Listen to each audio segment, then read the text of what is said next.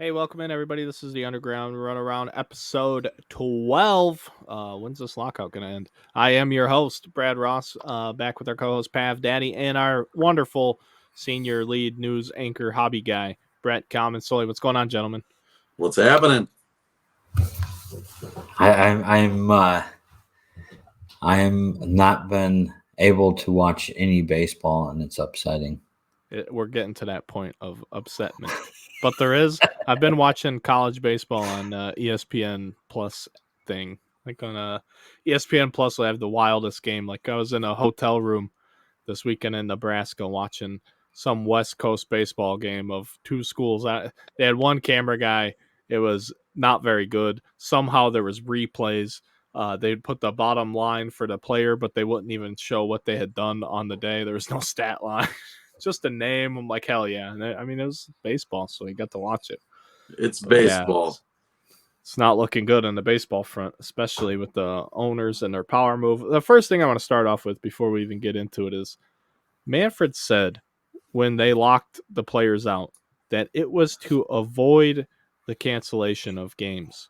And then they waited forever to come to the table. And then they tried to, instead of coming to the table, they tried to get a mediator involved. It just sounds like they want their cake and they want to eat it too, without even looking at the issues. Before you even look at the issues, for the owners to say, "Hey, we're locking you out, so we don't have to cancel games. We're refusing to negotiate with you, and we want to bring mediators in to do it." And now we're putting this hard deadline of the 28th in place. It's so fucking disgusting. We're 2 minutes into this episode and I'm already dropping F-bombs. I mean, that's where I'm at with it. I'm not happy. I don't trust the owners, and this all goes back to something I said earlier when I was doing a break earlier this afternoon. And I tried to remind people, I said, listen, when COVID happened and it popped off in 2020, they had a group of baseball players in Florida holding their own private spring training while they were trying to negotiate a way to get on the field to get the season going. And once they finally did come to an agreement, while Manfred and company were slandering the players, saying it was the players' unwillingness to give on salary and prorated pay and things like that, that when all the dust settled and everything came out, Manfred said we were never going to play more than 60 games anyway. So they already had a preconceived notion of what they were going to do, and they tried to make the players look bad until enough time had passed that they were going to get their 60-game season that they wanted. So they're already not on good faith terms with me. Like they're already shady and unbelievable. So then for him to come out and say, we're locking everybody out. This was back on episode 2 of the podcast. We're on episode 12. Episode 2 was a podcast absolutely about the lockout that was impending at the time. And now it's here and we're still here. We've hit 108th on the Apple podcast charts in that time period of being an absolute nothing show with 100% independent. We're climbing up the charts at a better rate than the owners are willing to negotiate with the players. It's just absolutely disgusting because they have a recent current history of not having good faith in the arguments and what they say to the public. So all they're trying to do is be a bully. It's literally where we're at right now. It looks like they're just being a bully. We're not getting our mediator that we want. We're not getting anything that we want. It's all about us. We won't give you a fair, reasonable working point to continue to have negotiations. But if you don't say yes to everything we want by the 28th, you guys are missing money and games. They already said you're going to start missing money and games. Fuck. Where are we at with this? It's not good. Do you think that Monday the 28th deadline is a tactic that he's using to try to persuade something, or is he drawing the line in the sand to say we're not going to play all the games? 100% yes. I think they're playing chicken. I think both sides are playing chicken. And I think that my hope is bad because my hope is that the players don't give in, because I've said this before and I'm biased. So if you want unbiased opinion, this is really not the thing to listen to because I try and stay pretty neutral on anything else. But I'm 100% on the side of the players in any type of labor negotiation. And I have some more points to further hammer that home that we'll touch on later. But yeah, Manfred's trying to be a bully, and the owners are trying to be a bully by putting that date in place. The scariest part about putting that date in place is it seems to me like the owners have already conceded to lose money and cancel games. That's all I get out of that, based off of what happened in 2020 and what they said. But because what they say and what they do are different things. Manfred came out last week and said everything looks good, like we're making progress and everything's going to start on time. And then the next day or the day after, they're like, "Oh, spring training's delayed. We're all fucked." Like, I'm not. I have no trust in that guy. I don't believe anything he says. He's unbelievable, and I don't mean that in a good way, So it's tough. It's real tough. How do you even how does the MLBPA even negotiate with a guy like that? I have no interest in even talking to a piece of shit like that. He's literally a piece of shit, and I have no problem saying it. You think the owners give more to the players, like before the deal's done, from now until whenever? Do you think the owners end up giving more in this deal to the players' side than the players give to the owner side? No, I think the owners are literally going to hunker down and play hardball now, because they're going to try and do something like starve the players out, basically.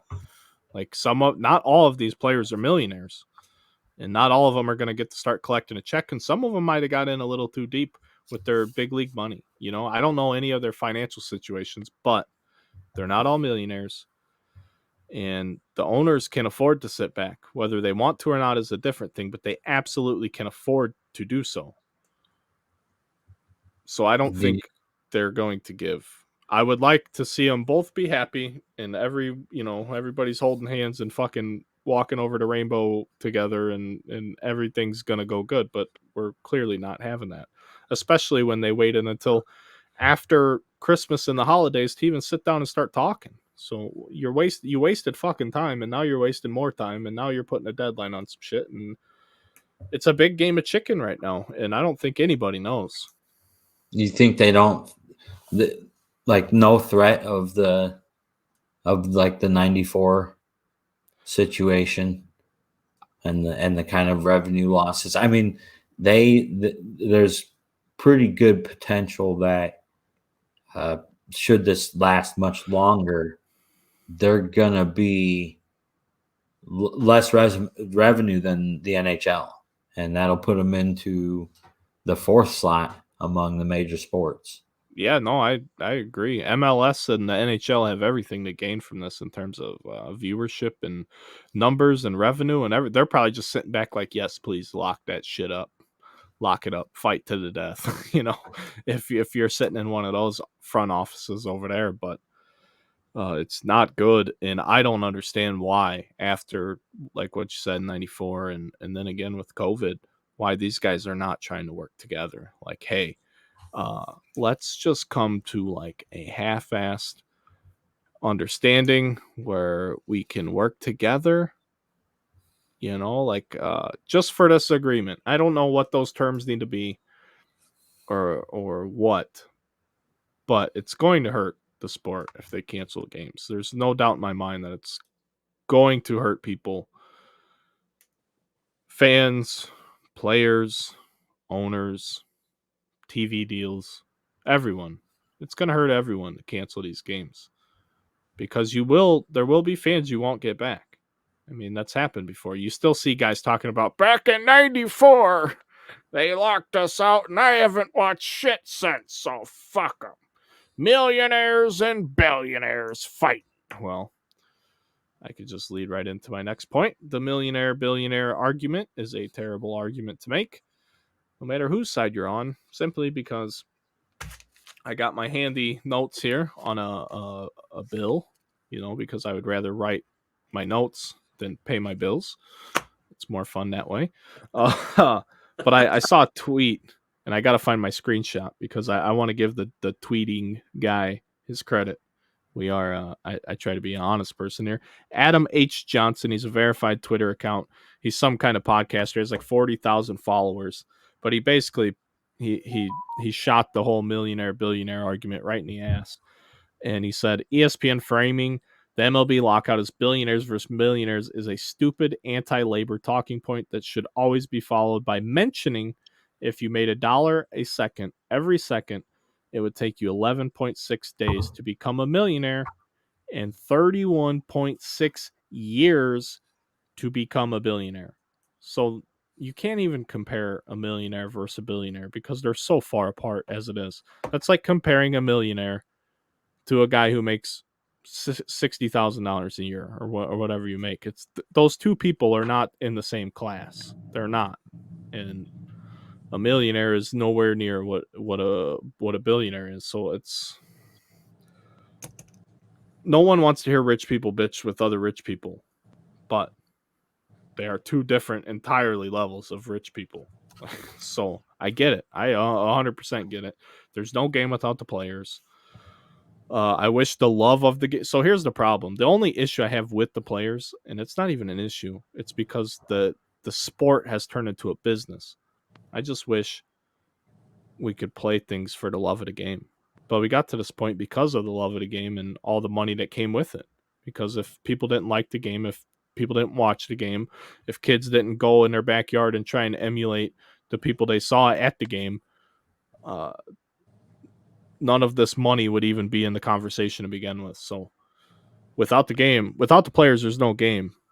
And because of the game, there's all this money. So the players deserve the money. Whatever they're asking for, I don't think it's ridiculous because I don't think the owners are losing money. Show me where these billionaires are losing money. I don't see it. Revenue growth and the average contract for players has gone down. So, I mean, they're making more money than they ever have. And that even includes, this last year. So it's pretty obvious that they need to give the players something. They need to treat the minor leaguers better. And I think like really they need to really put some stuff in for competitive balance. I mean, you got a lot of teams that are just not putting a quality product on the field at all. And it's pretty obvious. I So think that's the talk with like the salary floor, right? Some people have mentioned a salary floor where you have to spend X amount on your roster. right. I don't know if that's the answer, but I like that more than I like a salary cap.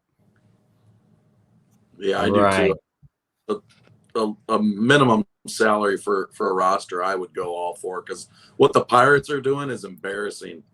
I mean, their payroll's like $20 million right now. So that's embarrassing. That'd be their opening day roster, 20 million, something like that. That's crazy. Yeah, it's ridiculous, but if they can get away with it, if that's their owner's way to profitability, I can't believe people buy tickets to watch that crap. I wouldn't. That's the same way. That's the same way I feel about the Rockies when the COVID stuff happened. So after COVID and after the 20-game season, David Dahl was an all-star for them. And he had a high ankle sprain after the all-star game and missed some time. But he's a young guy. I still don't think he's very old, and I don't think he's a Hall of Fame candidate or anything like that. But he's a really solid big league player. He gets to arbitration, where he's still under team control, and his arbitration would have been like $2 or $3 million, and the Rockies owner would not pay him because they didn't know about the status of the ballpark capacity yet. Like you're really pinching pennies like that? Like that with the all-star caliber talent that you have control over for years to come, you're just going to fucking give him his free agency? But yet we can't get a labor deal done where players get free agency earlier, but when it's convenient for you to pinch a fucking penny, we're talking $2 million. We're not talking $25 million a year. We're not talking all-star caliber money. We're talking team control money. and you're still not willing to pay it because you're scared about when your paycheck's coming. Like, come on. That's the team you're going to trot out onto the field. If I was a Rockies fan, I don't know how there's Rockies fans after things like that come out, and it's public information. Who wants to support that guy? Who wants to buy a ticket and go to that ballpark and buy that fucking asshole's concessions? Who wants to do that? All because you don't know when you're going to get fans in your stadium? So you're just going to sacrifice the integrity of your ball club? What is this, Major League? Like, what are we doing here? You taking the pop machines out of the fucking locker room? What's going on? I don't like it. It's terrible. So there's a few franchises that are like that. Bottom line oriented, way before team success or fanfare or what you're going to do for the fans. Now, I've been to that field in Denver. It's a great ballpark. It really is. But if that's how you're going to run your team, you shouldn't be allowed to run a team. Like, if they can make you sell your team over saying something bad, like socially wrong, which I agree with, like how they made the Clippers owner sell his team, which I'm totally for. I got no problem with that. And this might not be the best example, but if you can say something wrong and lose your team, shouldn't you lose your team over sacrificing the integrity of its ability to compete on the field? That's where I'm at with it. You're literally watering down your team to save money. Like, I'm not going to spend $2 million here because I can get a guy for $600,000. Like, that's not saving that much money. But you're willing to do it and put a complete unknown into the situation instead of having an all-star caliber player. I'm not saying he's a perennial all-star, but he's a proven big league all-star player who was making probably less than almost every other all-star not named Pete Alonso. I mean, it's ridiculous. Absolutely ridiculous. And that's who these players are negotiating with. People like that. People that will pinch a penny in that type of way. It's not going to... That's why I said when we started having these conversations, I didn't want to get into it because it's just ugly. It's ugly and it's bleak and it's not good. And these podcasts are not fun when we have to sit here and talk about how I don't honestly expect any baseball to come anytime soon. I hate it. I was getting hopeful that it. I was getting hopeful they had made a couple. They announced the DH. They did start talking about paying a minimum salary and increasing that to like $600K a year, which is a good start. And it's like, all right, they're at least at the table. And then all of a sudden this pops up today, and you're like, and my question is like, as a player, as the players union, how many days or weeks would it take to be ready to go for opening day? Is that 2 weeks? Well, do you remember what last year was to get ready, or when they played the I want to say 3 weeks, but I could be wrong. I think it was 3 weeks. I could definitely be wrong though. But with that being said, I know what you're saying, Brett, and I know what you're asking. Like, could we shorten up spring training to give them some more time to negotiate? And I would be 100% with you there. The problem is the owners want to play God, and it's gross. If you don't have your deal in place by the 28th, we're canceling shit. We're done talking. We're just canceling shit just to get you to take us more serious, because without us, you're nothing. But it's like they have it wrong. Like, I'm sorry. Lock everybody out. Like, start your own fucking league. Go get a TV deal with somebody. ESPN, tell ESPN, hey, we're going to play Sandlot pickup games. We're a bunch of non-contracted athletes that our owners locked us out on. Bring a camera crew down to the local college park and just watch us play baseball. Split the revenue with you, however you want to do it. I'd imagine they'll start probably broadcasting a lot more minor league games if they don't get to the field pretty quick. I don't know how any of that's gonna work. I really don't. Maybe ESPN will run people out there, baby. Maybe the teams with networks like the Cubs and the Yankees, maybe they'll broadcast minor league games. I would absolutely assume that would happen. Any team with a network. I don't know how many big league teams have their own TV network, but I would guarantee that, just so they have something on their airwaves.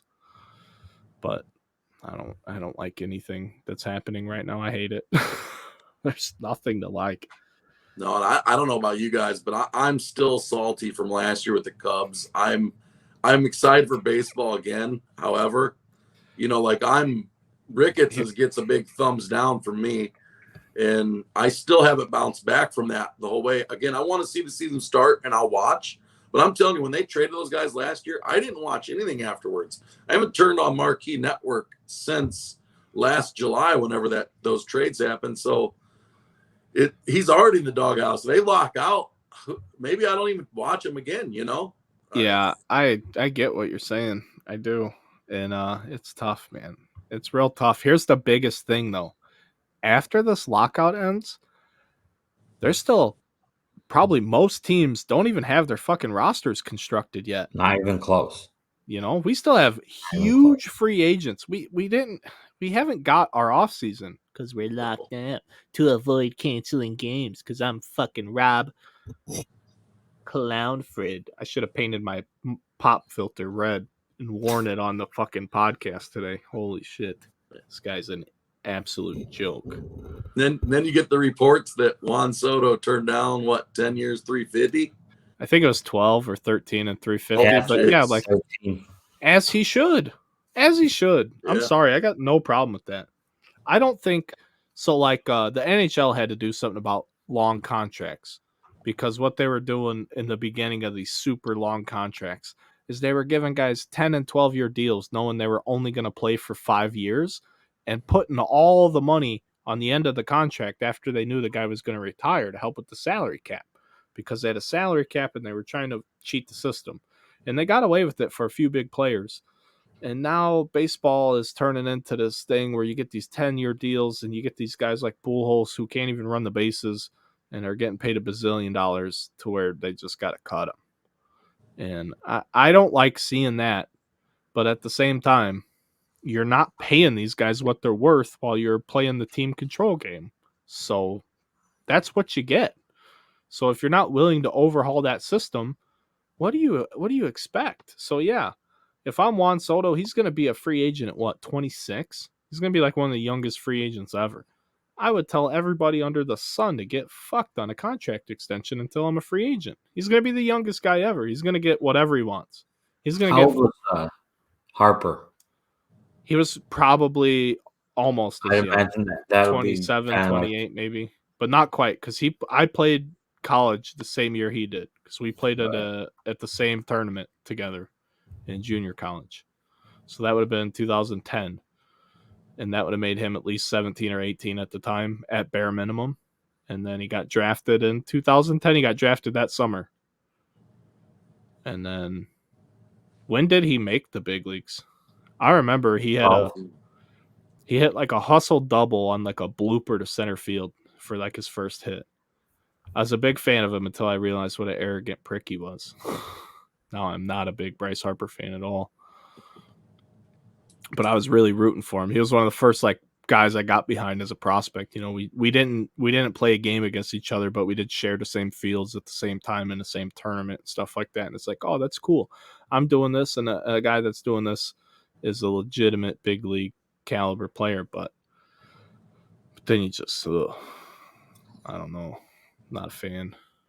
Clown question, bro. I love that quote. I really did too. Really did. Big fan of that. But then when him and his daddy cheated Schwarber out of the home run derby title, because they were cheating. They were cheating the brand new rules where the ball had to land before the next pitch was thrown. And conveniently, they didn't do that and subsequently won the home run derby because Schwarber was an honest guy. That put the nail in the coffin on my Bryce Harper thing. So, hot takes galore here, but whatever. So does MLB hit the field before Bowman comes out April 27th? What are you putting your $100 on? Bowman or MLB kicking off before April 27th? If I put it on Bowman, I might as well just go do something else. Fuck. Oh, I don't know, man. I don't like where it's going. Yeah. You say hopefully baseball, but if you got to put your money on it, I would put my money on Bowman right now the way I feel right now at this moment, now that could change with the next headline that pops up or any of that. But right now, yeah, Bowman. Bowman before big league games. I'm not saying they might not be spring training by then, but Bowman is. But here's the thing: will Bowman get delayed? I got a list of Panini delays today, a whole list of them. I don't know if I must have deleted it. I got a whole fucking everything like Don Russ baseball, which is a March release. It's already been pushed to April. So everything. Let me see if I can find it. Just a domino effect. Everything's going to get pushed back. Yeah, Don Russ Choice Basketball's been pushed. Prism Draft Picks Collegiate Basketball is to be determined, so they don't even have that, and that's already old. 2022 Don Russ Baseball is now April 13th. Phoenix Football is now April 6th. Prism Football is now April 27th. We don't even have Trevor Lawrence Prism, Mac Jones Prism rookie cards. They're not even out yet, and the fucking season's over. And that's like one of the key Panini releases. It's delayed till 4/27. Obsidian Football is now May 6th. And it's nuts. So Bowman's probably getting pushed. Everything's getting pushed back. There's nothing coming out right now, which I don't understand. If nothing's coming out right now, why is everything getting pushed back? It should be getting caught up. But production, that's a whole nother problem. Serial numbered cards, 4 to win. Fuck base. So you think they're ordering the paper from China? The cardboard and stuff? I'll be honest with you. I know nothing about the manufacturing other than that the Panini and Topps and Leaf and all of them generally share the same printers. I don't know anything. Seems funny that like anything made in the US, I wouldn't think that it'd be getting affected too badly, other than if like the supply is coming from somewhere else. I know they Upper Deck canceled a few releases last year, and I don't know what they were, but they outright canceled a few releases, and I would assume they use the same printers too, but that's a brick and mortar deal. I don't know anything about how Upper Deck operates. And the only other things I know for certain was that Heritage Minor League last year was made in Canada, and Gypsy Queen Baseball was made in Mexico. Those are the only two things I know for certain, and that's because it's literally stamped on the cases and the packs and the boxes. And Gypsy Queen packs were the hardest packs I've ever opened in my entire life. It literally bruised my thumb and fingers ripping those packs open.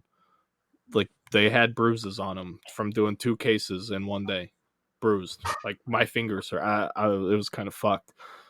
And then you saw Twitter tearing Facebook breakers apart for cutting the packs open with scissors. Which is hilarious. I'm sorry. I'll stop breaking if I have to use a knife or a pair of scissors to open the packs. Come on. It's just outrageous. I'll stop buying from you. Thank you. please do. If I ever put gloves on too, have a talk with me, would you? What do you guys think about the draft lottery? For what? For baseball. I don't know, man. It's the draft. See, baseball draft to me is less important than any other sport. Right? So I don't understand why it's like I don't even. Yeah. Point. Who's tanking to get the number 1 pick? You know what I mean? Who's tanking to get a guy that you're not even for sure going to get in the big leagues, like Royce Lewis? You know, number 1 overall pick in 2017. That guy might never make it. Do you remember who was picked before Chris Bryant and after Chris Bryant? Mark Apple.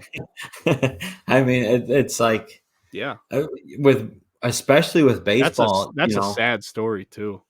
Mm-hmm. Oh, that poor guy. If you ever hear this, buddy, hey, sorry, man. I don't know what else to say. That's unfortunate. I read a lot of stories about him having hard times in the clubhouse. Like, you're the number 1 guy. How do you handle not succeeding? You know what I mean? That's gotta be fucking gut wrenching. Absolutely. I would rather be me, who never was ever once even talked about anything close to that, than to be the guy that's supposed to be the guy and just flame out. That's tough. I think it's really rare. Like of the major sports, I think it's hardest to be MLB ready versus Yes. like being NBA ready, NFL ready, and No doubt. NHL ready. Well- So that's why you see these guys that, through hit, and obviously we lost all those rounds in the draft now, but like you had all these guys before that were 40th round draft pick, and you hit a diamond in the rough. Those kind of guys, it's kind of funny that they would even like worry about a draft lottery. I don't understand. Yeah, it's silly to me too. Like, who cares? But like I guess like a point of contention for them is like where they're fighting is over how many are going to be. I don't know. I don't understand it. There's certain things like in the CBA, obviously. And hopefully that's not a fucking hang up. We're not going to play baseball this year because we can't decide how many teams we want to include in the draft lottery. Get the fuck out of here. The stupidest shit, dude. Pay the fucking players. Pay the players. We want to watch. We want to watch the best play the fucking game. That's why we pay the money to go to MLB games. Yeah, we don't That's want to why lose owners own things. That's why you don't pay a lot of money to go to a minor league game, because no matter what, it's good baseball, right? You go out there, you watch, but it's not fucking MLB. When you go to an MLB game, it's the best of the best. That's why you're going there. So there's no working on things. There's no trying anything out. It's the best who are seasoned, battle hardened, and prepared to do battle with the opposing team. They're given 100% at all times. There's no development about it. There's no, hey, we're working on something with our swing. Like, no, it's the best of the best. Even if it's the best team in the league versus the worst team in the league, those are still the best crop of players each city has. Putting them to the test, and that's why you pay the money. I mean, that's it. I get it, 100%. It's bad, man. It's bad. I hate to sit on the mic and just not have anything good to say. It's bad. Well, usually I'd be all pumped, right? This would be like an exciting time of year. You're seeing guys fucking starting to play games. We'd be watching some games already. Mitts popping, bats cracking, fresh cut grass smell. Oh, yeah, all that shit. Just smoking homers in Arizona. Yeah, but instead I got snow outside, sub-zero temperatures, and no positive news. Like, none. The only thing that's interesting is just watching the crazy Wandermania still. That's it. Wandermania is keeping the winter going here. But the problem with Wandermania's Series 1 flagship boxes have had to have hit an all-time fucking high for this point in time in their life cycle.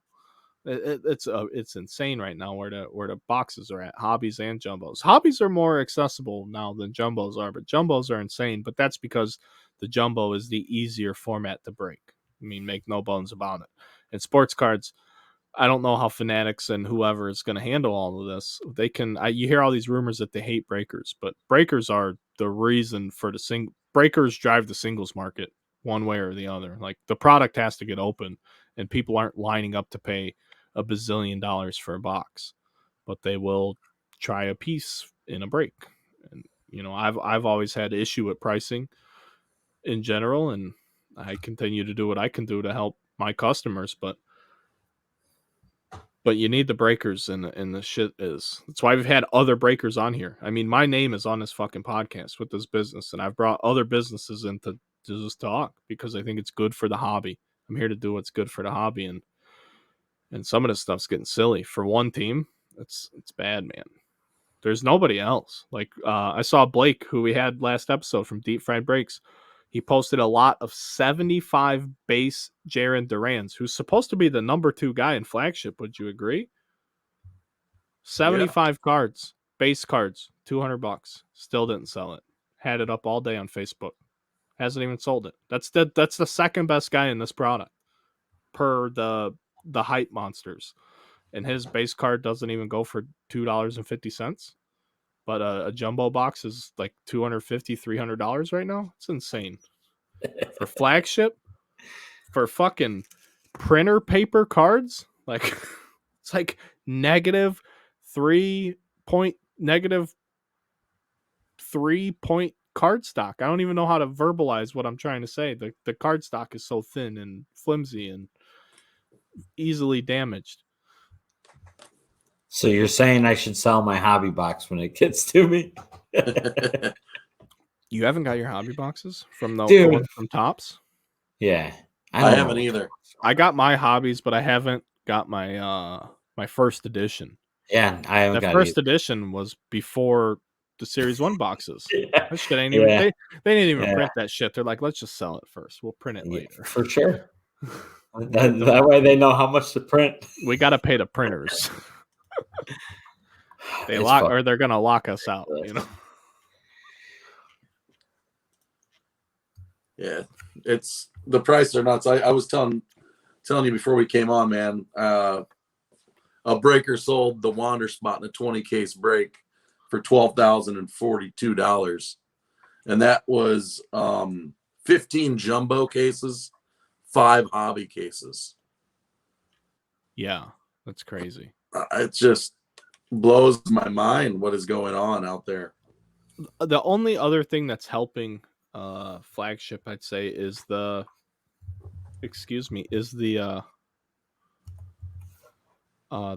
home field advantage cards, which I'm calling Uptowns. You know, Brett, we talked about it last episode. They're downtown knockoffs, but they're selling well. I mean, they're still lowering down. There's 10 of them, and I think there's 4 legend ones, which are even more rare. I want to collect all 10 of them.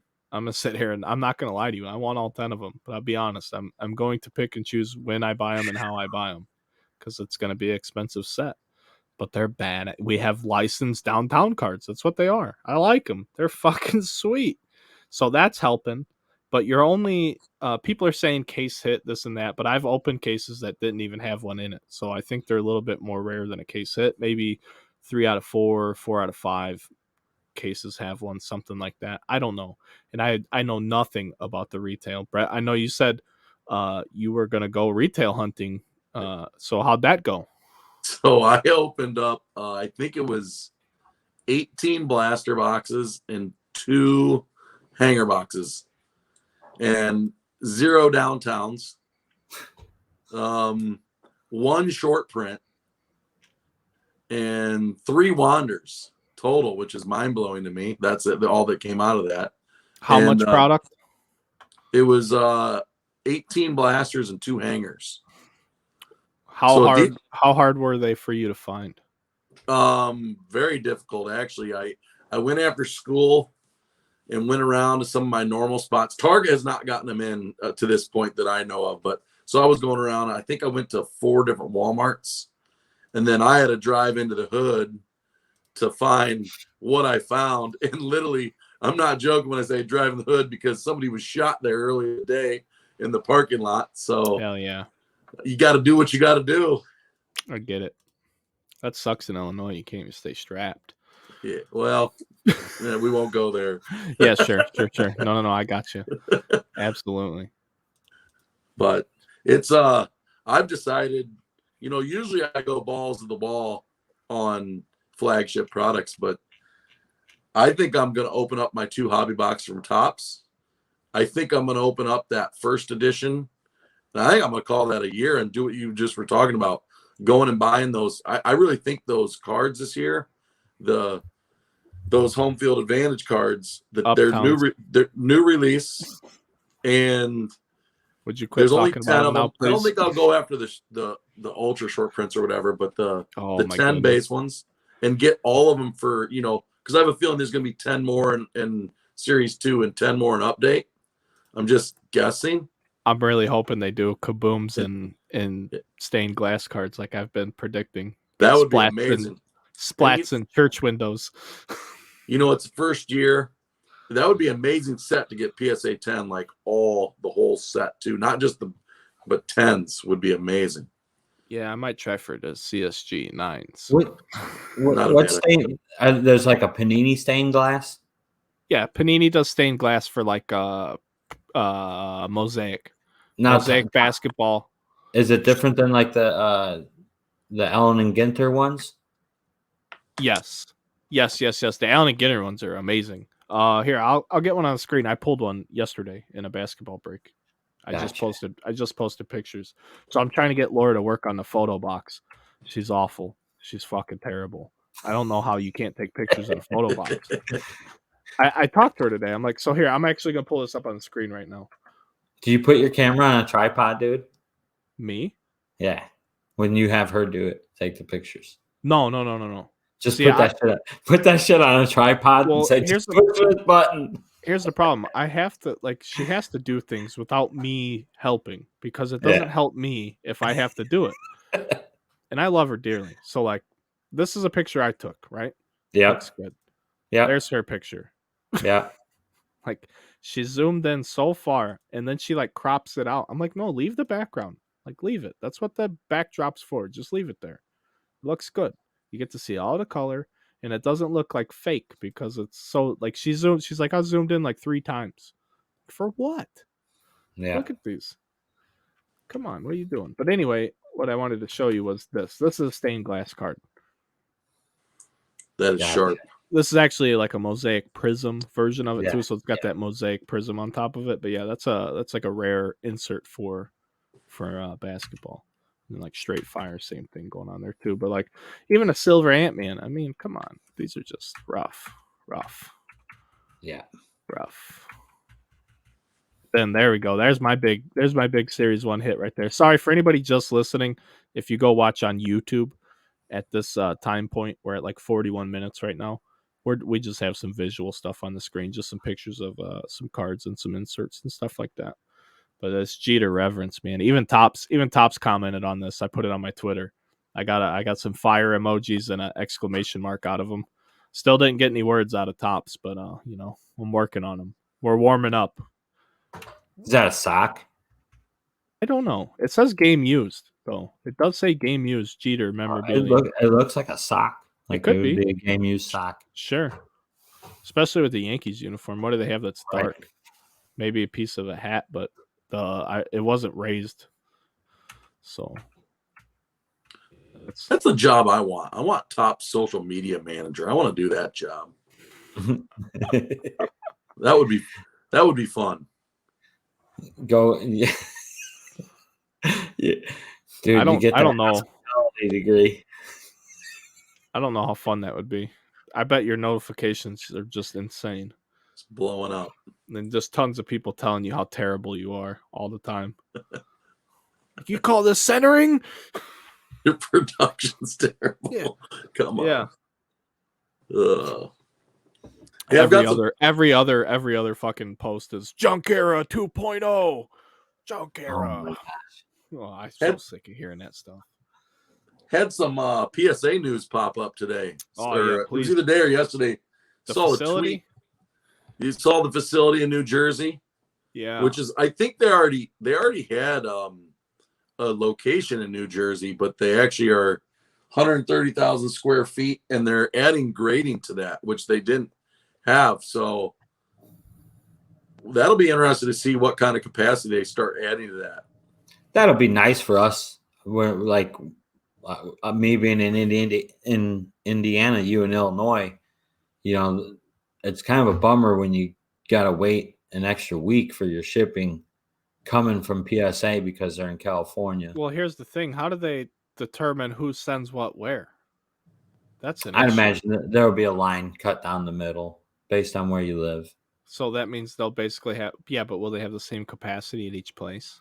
Like the same ability? I feel like when you already have so many people that are so mad about having cards there for over a year, and then you're doing stuff like this. I'm not saying that they shouldn't expand. I don't know how you, and it's above my pay grade. Obviously, they'll figure it out. Maybe that's just going to be Nat Turner's private grading building over there in New Jersey, where he can jump the line over there whenever he wants. He doesn't have to worry about his rental car getting broken into with all. I can almost guarantee what they'll do is they'll take a pretty significant chunk of shout out to Nat Turner. The graders from California and actually pay them to move to New Jersey Ooh. So when they first start that up, they'll bring. You I'm could bring, telling you right now, that's going to 25. cost a ton of money to convince somebody to leave good weather to go to fucking New Jersey. They'll do it. They'll do it. I don't So know. like, dude. So as an example, I had a friend that lived in West Lafayette and worked for State Farm, and like, Yeah, you can get an insurance job anywhere, though. okay, well, listen, dude. He was Get to the point, Av. he was an analyst working for State Farm, okay, for a long time, and like they moved him to Bloomington, Illinois.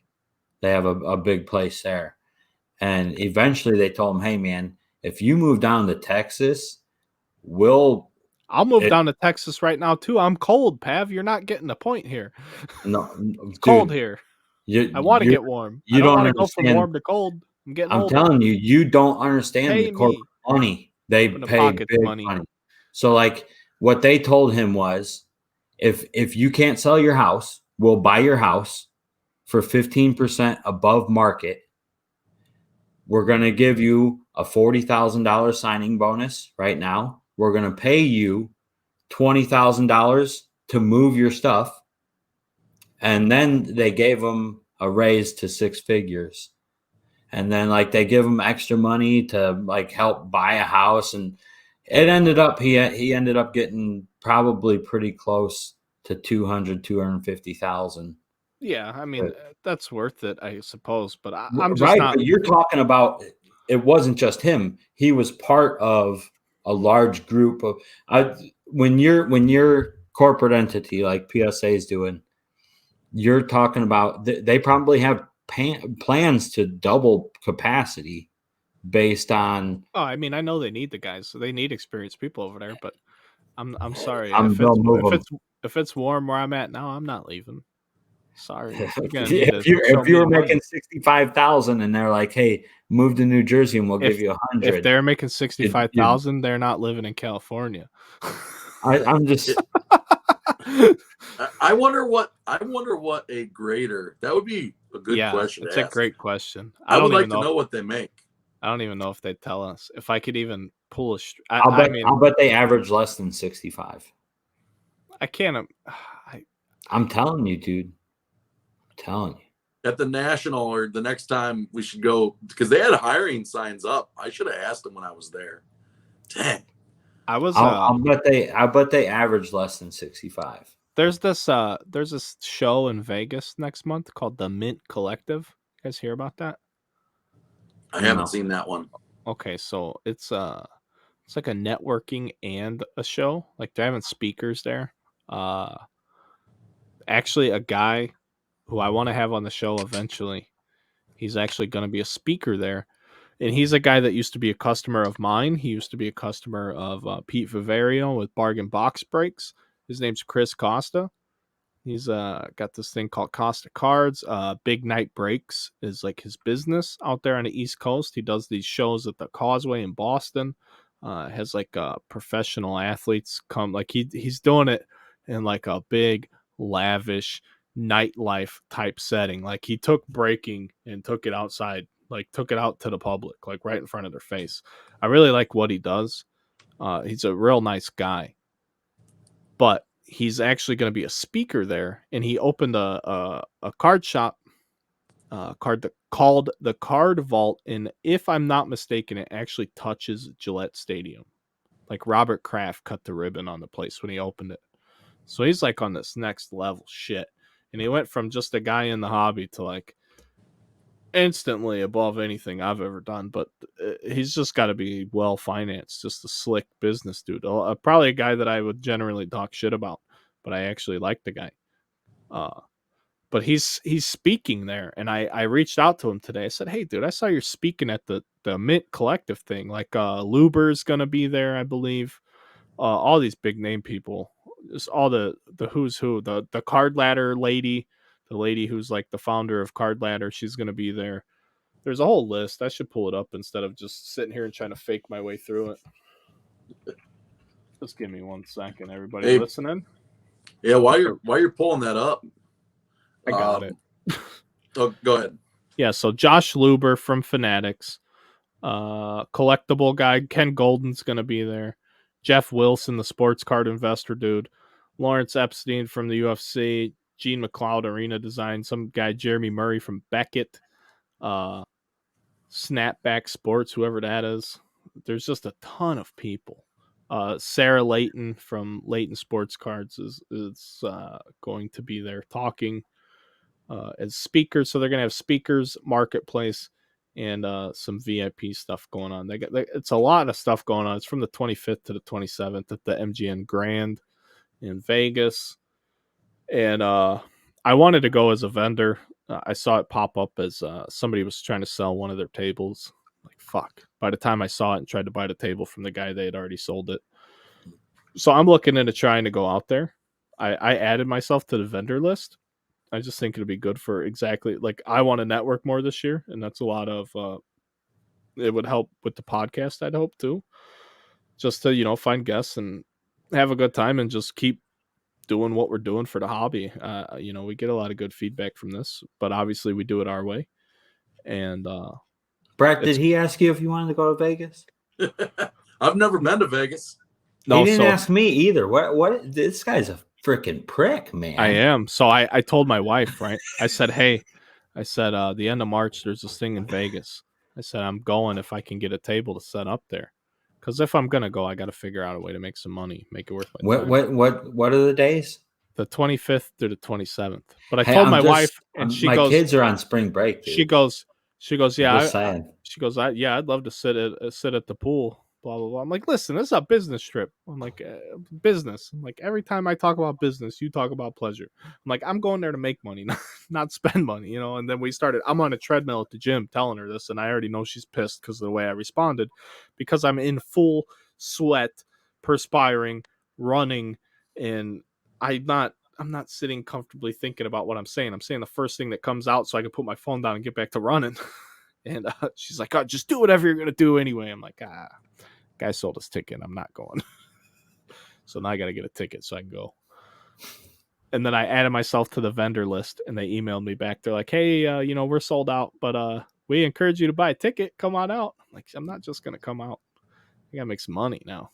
Got to make some money, friends. I hate money, but you got to make it, especially for Vegas. How much was the table out there? The guy that was selling them, he's selling them for, they have all different types. So like 6 foot, 8 foot, 10 foot tables.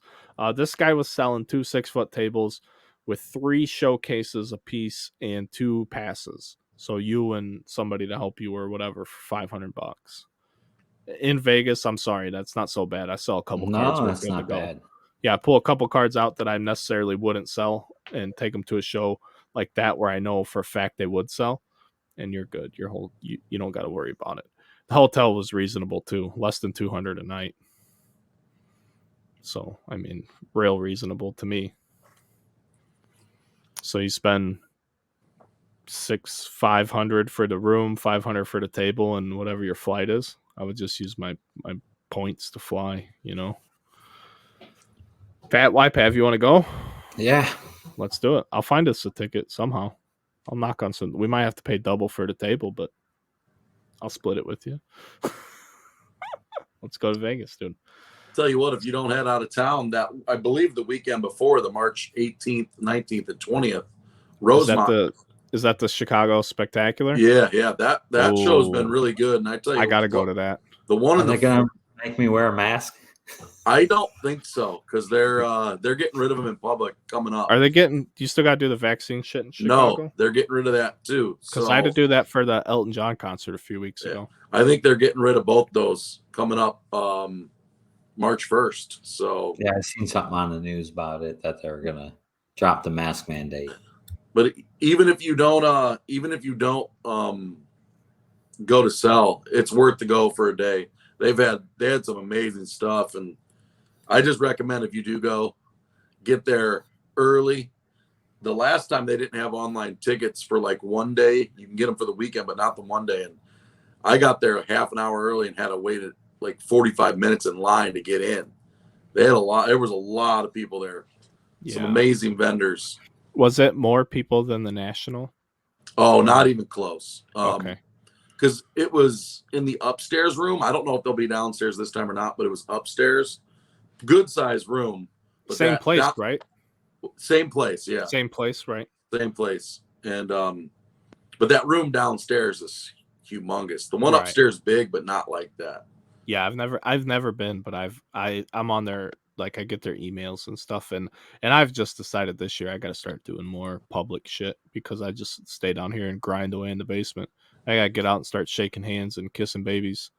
I'm down for that one too. Yeah, Pav, we're gonna get podcast shirts because I don't want to walk around like a douche with my own breaking unit on like everybody else. We'll get podcast shirts and just talk to people like, hey, we're doing hobby shit. What's up? We don't want any money from you, but listen to us because we're awesome. Because our egos are huge and we have a lot to say about the hobby. Yeah. Because we want to do good things for the hobby. So come check it out. Something like that.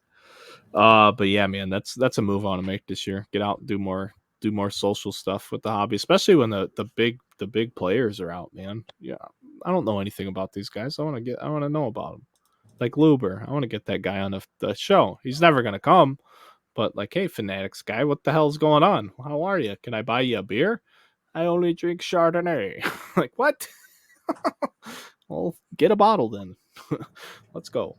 I don't know. So back to the Series 1 Wander stuff, though, Brett.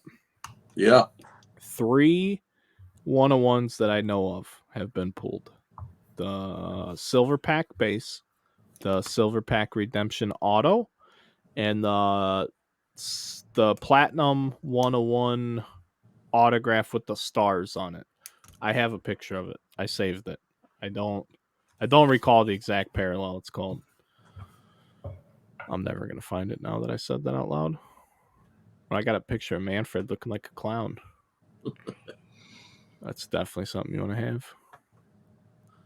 Yeah. How long till we see one of those Wanders hit an auction house? Didn't it acetate sell, Brett? Yeah. The hobby exclusive acetates, the number to 10? Number to 10, the clear acetate. It was a best offer, but that offer was $12,500 accepted.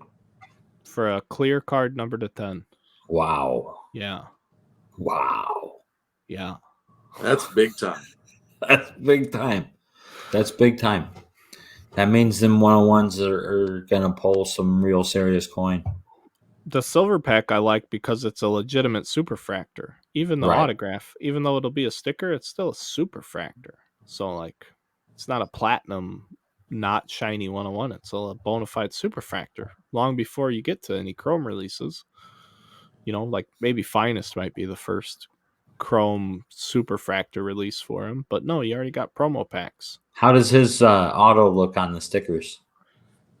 It looks the same as long as his auto's on the sticker. You know what I mean? Anybody's auto is okay if you keep it on the sticker. I haven't seen a ton of them. I didn't pull any autos. I pulled Bruhan, but I didn't pull any Wanders. Yeah, it looks pretty good from the one I just saw on eBay. Yeah, and, we've seen him. I mean, he's been on stickers before. I was surprised he was a redemption, though, because all his other stuff is live. Like Contenders Baseball, Panini Contenders Baseball last year. Like, that was a late December release. Saw live on-card autographs in that product. So, and Panini makes their cards a lot shorter to release date than Topps. Topps makes theirs 4 months or so in advance, maybe even more. That's all I know from like the order deadlines. They have 2 drastically different types of pre-order windows. Like Topps are way before release. Panini's order windows are a lot closer to release because they use a lot more stickers. So it's easier to finish their products up. That's what folks don't understand about stickers in the hobby. Yeah, everybody hates them, but they help keep products coming out on time, especially in this new era of overwhelming demand. You need new products. People are always wanting something new. What's new? What's new? What's new? Well, sorry, friends. I hate to say it, but it's stickers because nobody wants to wait 18 years for a redemption. I got the Sammy Sosa. I bought it from Strasburg. It's archive snapshot auto. That thing's never coming. He has autos that have been in I remember product. that. Yeah, His Yeah, auto. because I was pissed that you bought it because I Yeah. wanted it. I was mad about that. Yeah. Yeah, that Because redemption. it was like the first Sosa Yes, on card yes. auto that we were going to see in a long time, and they just never came. Brett, you don't have that yet, do you? Still my waiting God. on it. 2017 Never coming. finest Never coming, finishes, right? Jake Arrieta. How know. can it ever come? One of my favorite personal pulls ever was I think it was 2020.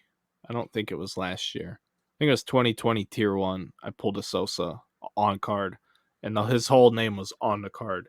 He didn't even streak off the card. I'm like, this is great. Also, weird Sosa news. Totally random news, by the way. Just because I know a guy that works at a high-end car dealership in Chicago. They actually bought Sammy Sosa's 2004 Rolls Royce recently. I'm like, dude, why would you even tell me that? I'm like, that Rolls Royce probably still sell for more than my house. I said, how much does that car cost? And then what does it cost because Sammy Sosa owned it? You know,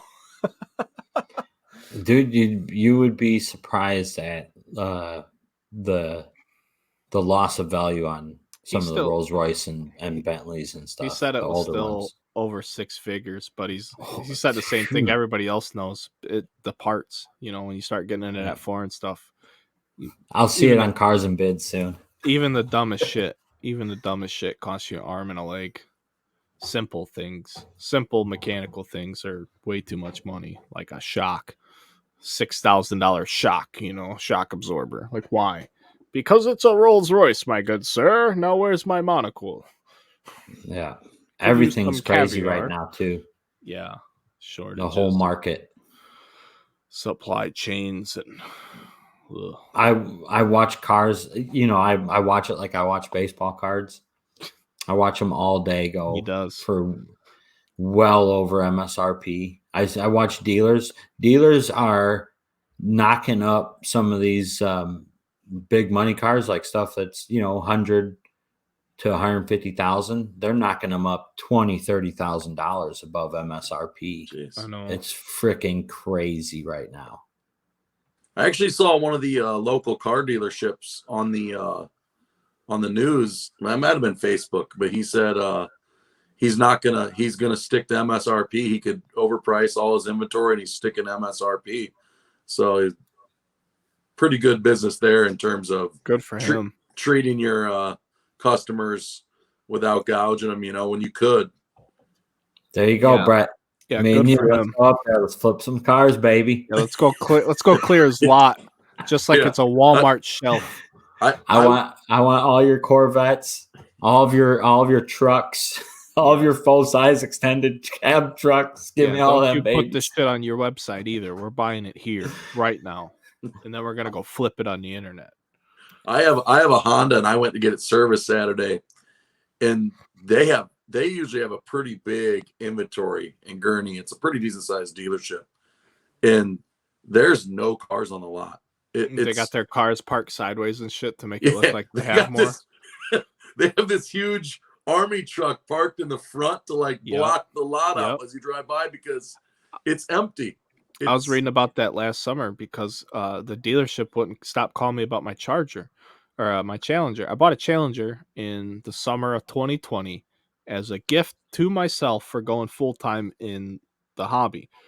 When I bought that car, I got probably 20, and I didn't even buy a Hellcat. I bought a Scat Pack, which is it's not the top end. It's an amazing car. I love it to death. It's fantastic for what it is and for what you're legally allowed to do on the street. It's great because it does more than that. And I got so much like shit, like must be nice, blah blah blah. Like, hey, you fucks! I just spent the last 3 years doing cards, cases of cards, 3 to 4 cases a week, while I was working 80 hours plus on a physically demanding labor job where I was making six figures and benefits because I was working 25 to 3,000 hours a year. I don't want to hear shit from anybody about what I do with my money. I didn't even buy it straight up cash.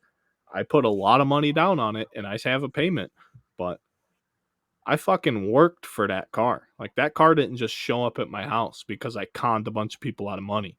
So I got real pissed about that.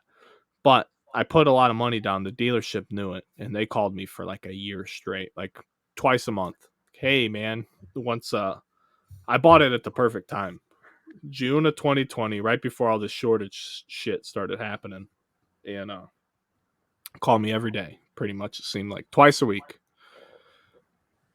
Hey, Brad, why don't you come down and bring that Challenger and get yourself a new one?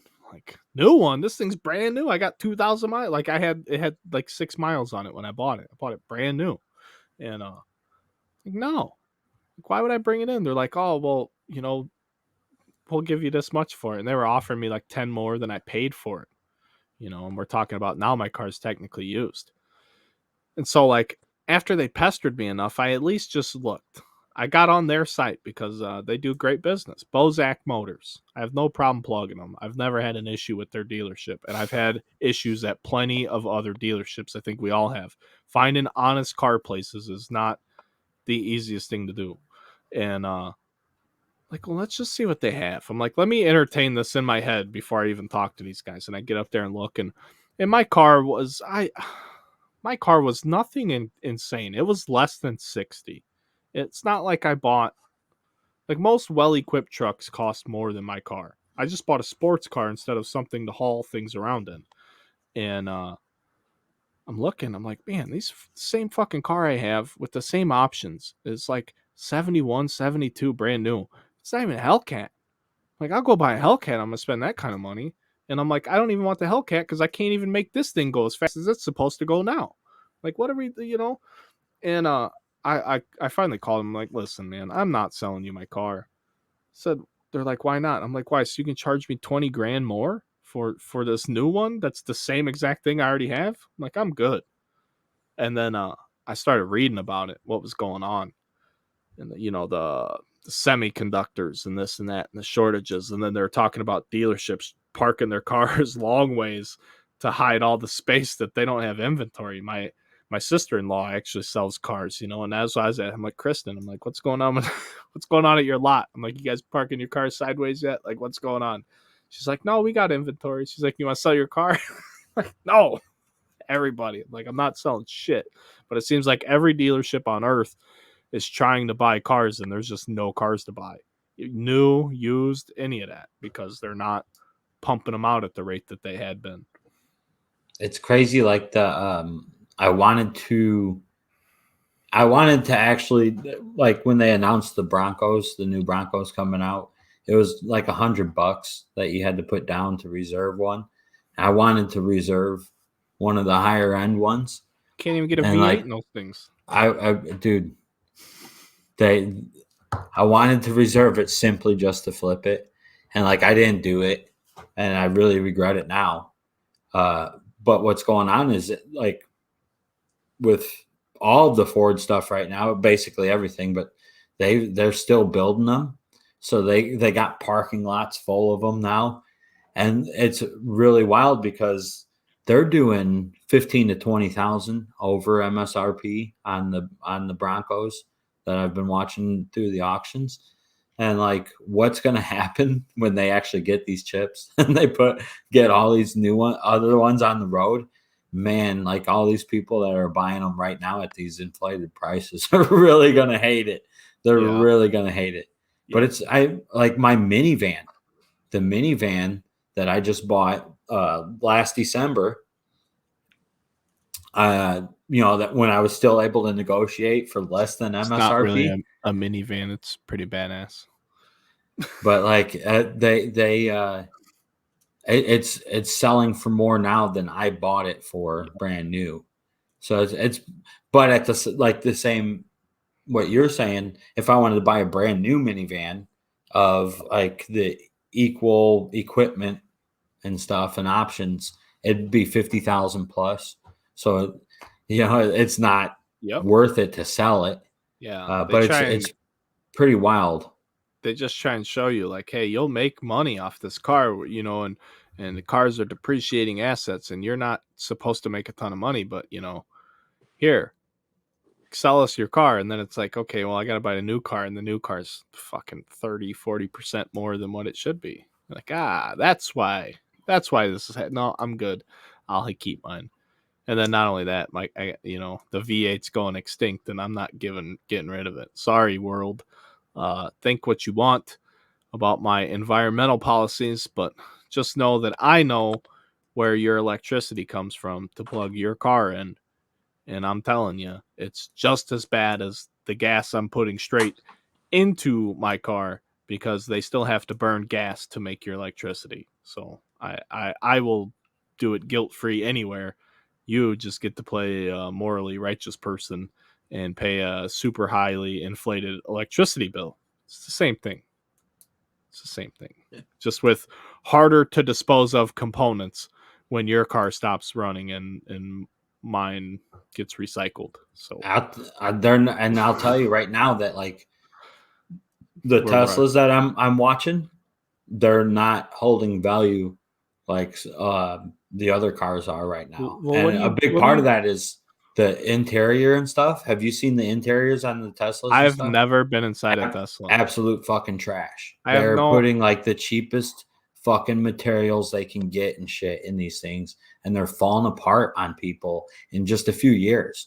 So like there's a bunch of these Teslas that are out there that have well less than 100,000 miles where the interior is just fucking falling apart.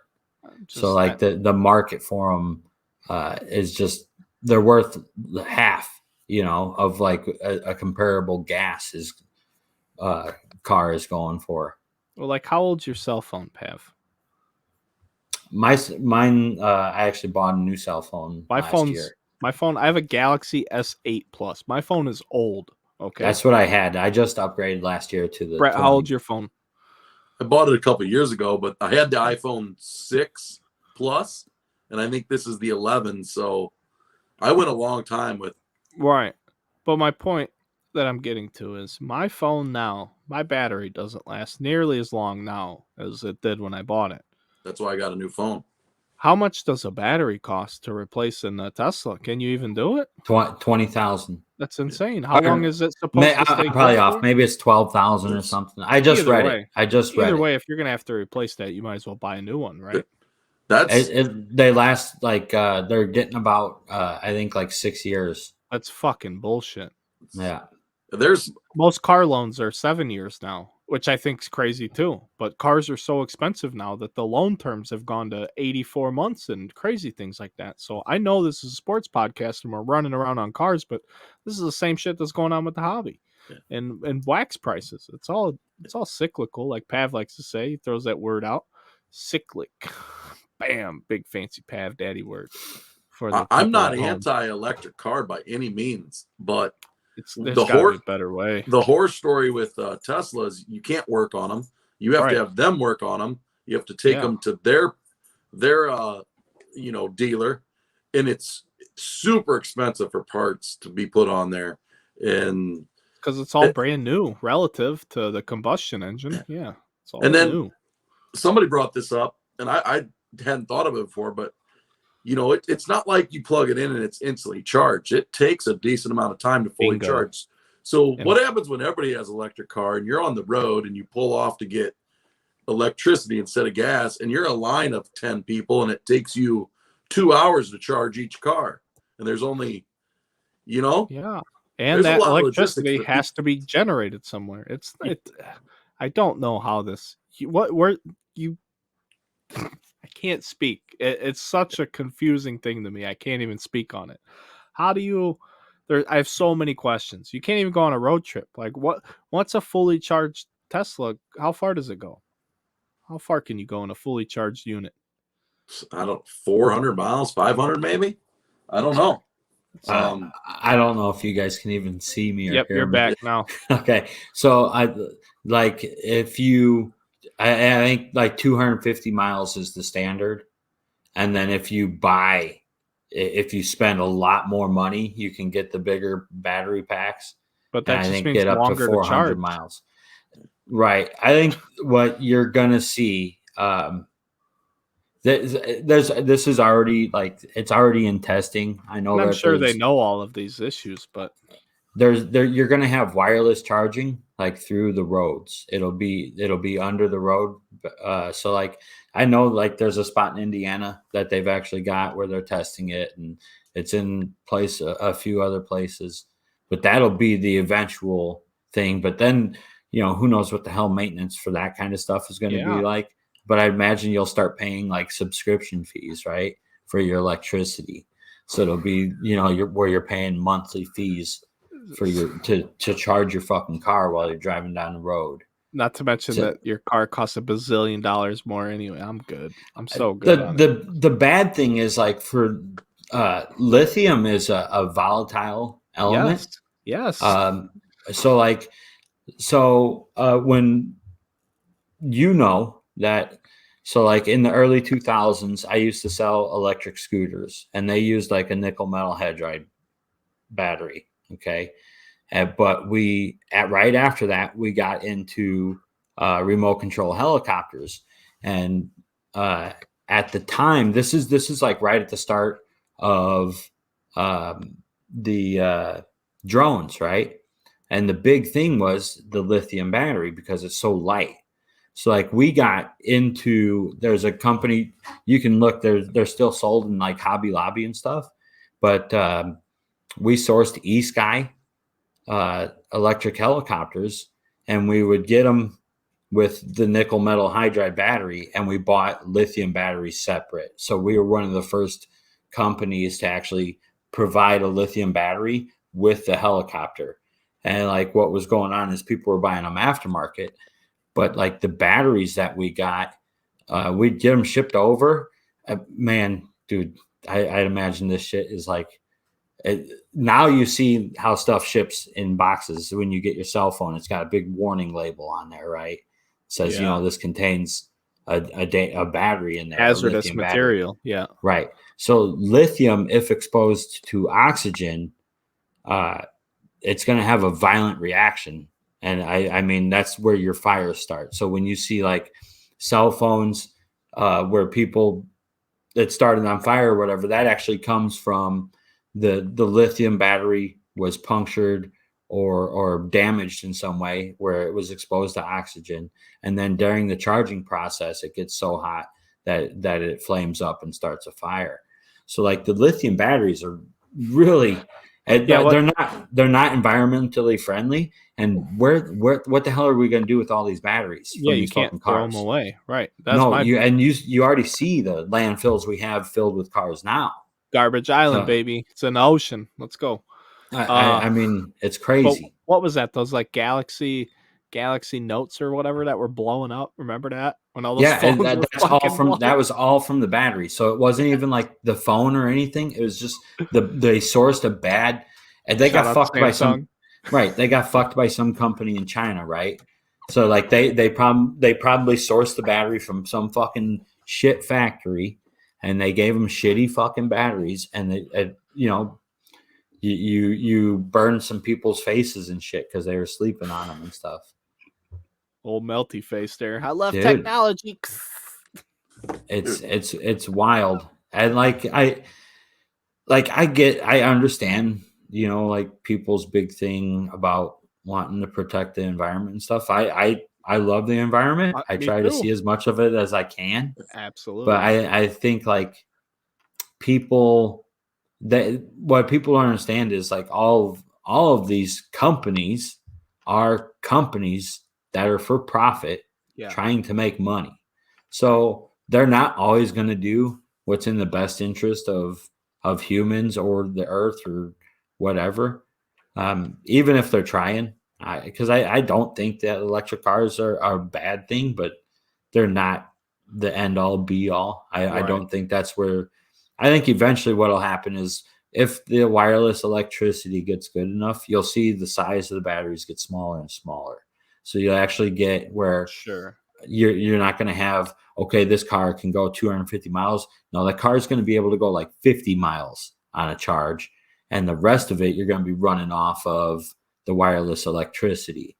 And I think that'll be kind of the push. And then you're going to see like Here's They're another getting into question. graphite and stuff on the batteries. And I know that, again, this is a baseball podcast, or it's a Yeah. sports podcast, but really this podcast is whatever the fuck we want to talk about. So we spent an hour talking about baseball, and now we're down this rabbit hole of conversation that I think is fun. And you guys, I hope you enjoyed at home. Please let us know if you do. I don't even have the thing up there, the podcast deal. Where is it? Where's my thing?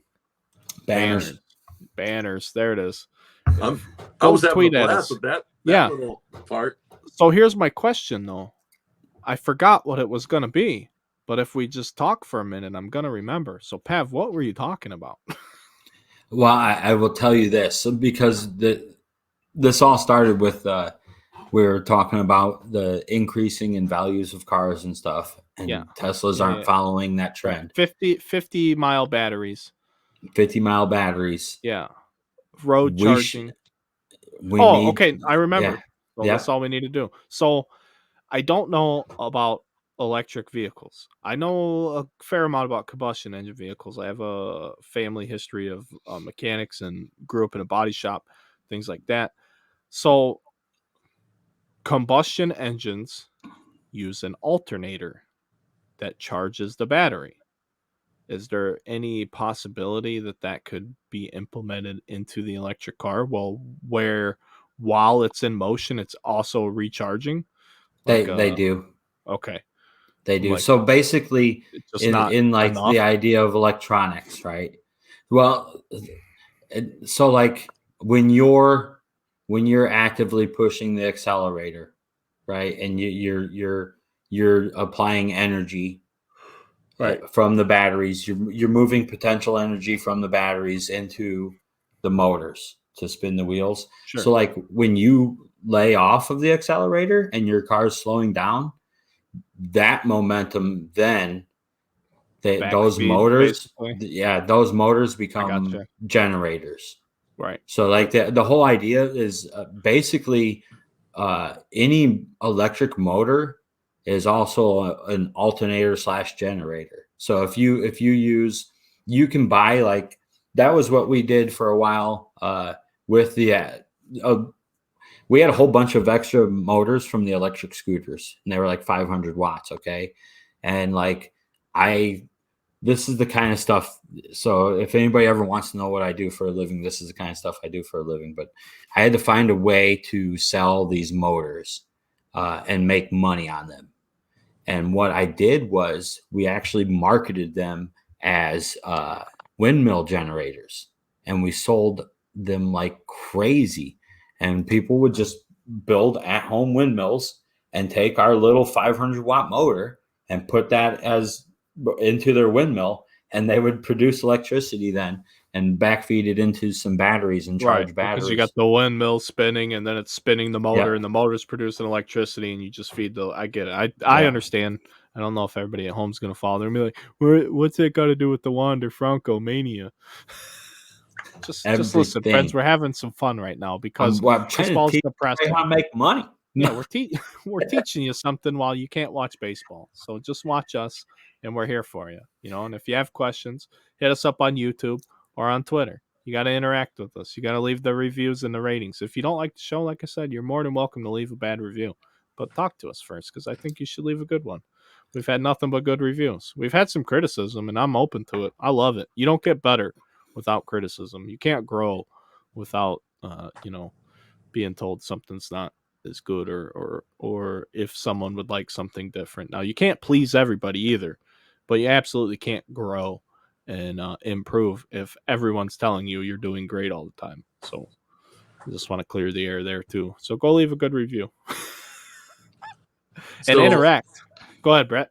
I've got something for you guys, and I want to see your reaction, because you might not have seen it, but I watch a lot of YouTube, and I love Trevor Bauer's stuff. And he had a crew. Okay. He had a crew of guys, his guys, and they were talking about the automated ball and strike system. Oh boy. Okay. And if that was, part of the deal that they're fighting over, whatever, but say it goes through and they go to an automated zone, what does that do to the catcher position? I mean, it eliminates their need for framing. It doesn't. I think it makes. I actually think it makes the catcher a more deadly thing, and I think it eliminates stolen bases without even seeing that video or doing anything. The first thing I think of is pop times are going to get faster. Pop times are going to be fucking 1.5 seconds, and because you don't have to worry about receiving the ball. You don't have to worry about making the ball look good for the umpire. You just have to catch the ball and get it out of your glove. So you could literally almost be standing up. You might not necessarily even need to be in a crouch. Like if there's runners, if there's like a runner in scoring position, then maybe. But you see, like at the lower levels, I don't know when it started, but you started to see the catcher like sit down on one leg and stick his other leg flat out on the ground. You saw catchers start to try and already change the way they receive pitches.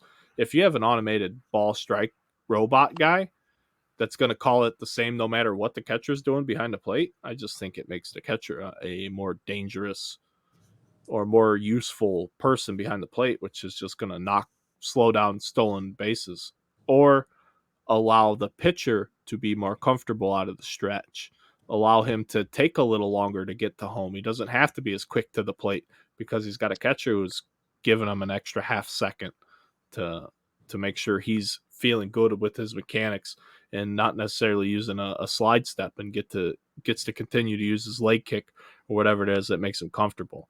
I didn't pitch at a high level and I wasn't a great pitcher. I was a thrower and I absolutely hated throwing out of the stretch. Hated it. I threw hard for what I was and where I went. I threw very hard, but I loved pitching on the windup.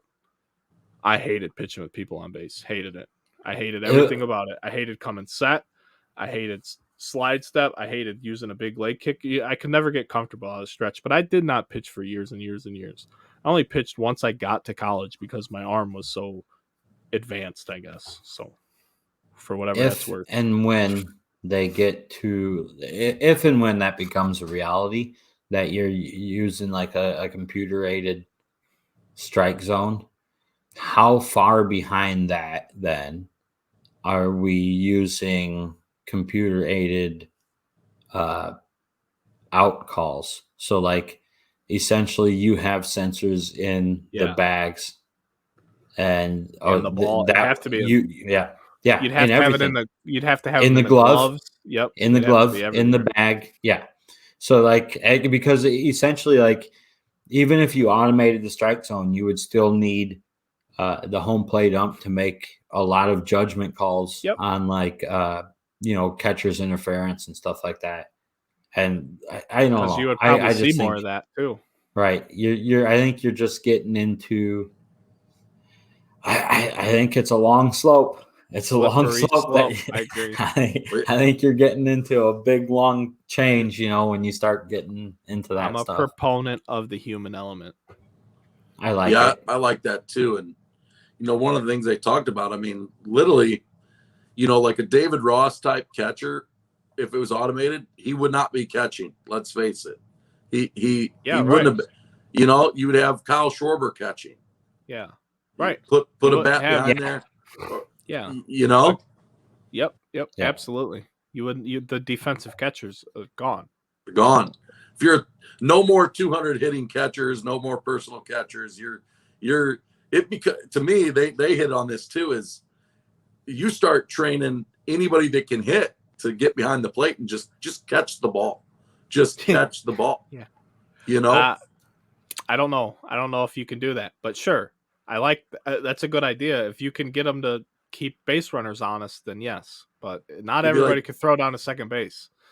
That's not Shohei Ohtani, you can get behind the plate and catch on your day off too, buddy. Yeah, long toss today. Here's your bullpen session. Throw that guy out. We want to see you make a couple snap throws behind the runner down to first. Let's go. So, what kind of rule changes are you guys hoping to see in this CBA? I want it all to be the same. I'm a purist. I want the National League to have the pitcher's bat. We're not going to get it. I mean, I'm already losing things about the game that I like. You're losing strategy. I've always dogged the American League for having no strategy. It takes absolutely zero skill to be a manager in the American League. Zero. Because what do you have? What decision do you have to make? Tell me. I'd love to know. Pitch counts. You don't have to do anything. It's we're getting back to the net. I was having fun talking about cars. The one thing I would like to see is a pitch clock. I would like to see guys on the rubber get on there, man, throw the ball, keep the game moving that way. Too much time in between the pitches with certain guys, you know. I know what you're saying, but I still don't like it. I think No clocks don't belong in baseball. I was a catcher, so I hate those dudes who stand out there and as a defensive player, anybody, me, especially an infielder. Like, come on. Absolutely. Because see, when I was playing in the infield, I always tried to time like my steps with the pitcher. Like I would always play a few steps deeper, and I always wanted to be moving. Like I didn't want to be like leaned over or caught on my heels or anything. I always want to be ready. So a pitcher that gets the ball, gets a sign, gets ready, and gets to work is the best type of pitcher to play for. You don't care if those guys are giving up hard hit balls because you're ready to field those balls. You're ready to make plays for them. You're not sitting there back on your heels trying to reach in and grab some fucking seeds because you don't know what the fuck he's doing up there with the dude on the mound, and he's shaking them off and wiping his arm and touching his hat and fucking fixing his belt in between every pitch, looking like Nomar, fixing his batting gloves in between that, doing crazy shit. You don't have none of that going on, and that's annoying to play behind. So yeah, you want the guys to go quick, and I don't. With all of that being said, I still don't want the pitch clock. Just because kids can't sit down and watch a game on TV because they have no attention span, that's not my problem. I think that's an object of the major league transition to the more and more of the three true outcomes. The strikeout, walk, or a home run.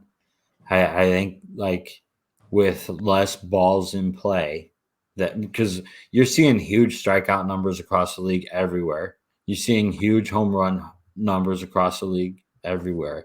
So I just think all that kind of plays into the time of the game, and like it makes the game seem longer because there's less going on between less defensive plays, right? Yeah, everything just seems to be moving slower because you're seeing more pitches where the ball's not in play and stuff like that. So I think that kind of ties into. You have a society that is 100% moving into shorter and shorter attention spans, where people just don't have time to spend watching a baseball game. They don't have time to make a phone call anymore. It's like, hey, I'm gonna send you 2-word text, and that's it. That's all I got time for, dude. So like. The best part about a baseball game, though, you go to the park, you sit down, you don't have to worry about what the fuck's going on at the office because you're at the game and it doesn't matter. That's shit. Oh, there's nothing better than sitting down at a big league game on a perfect day.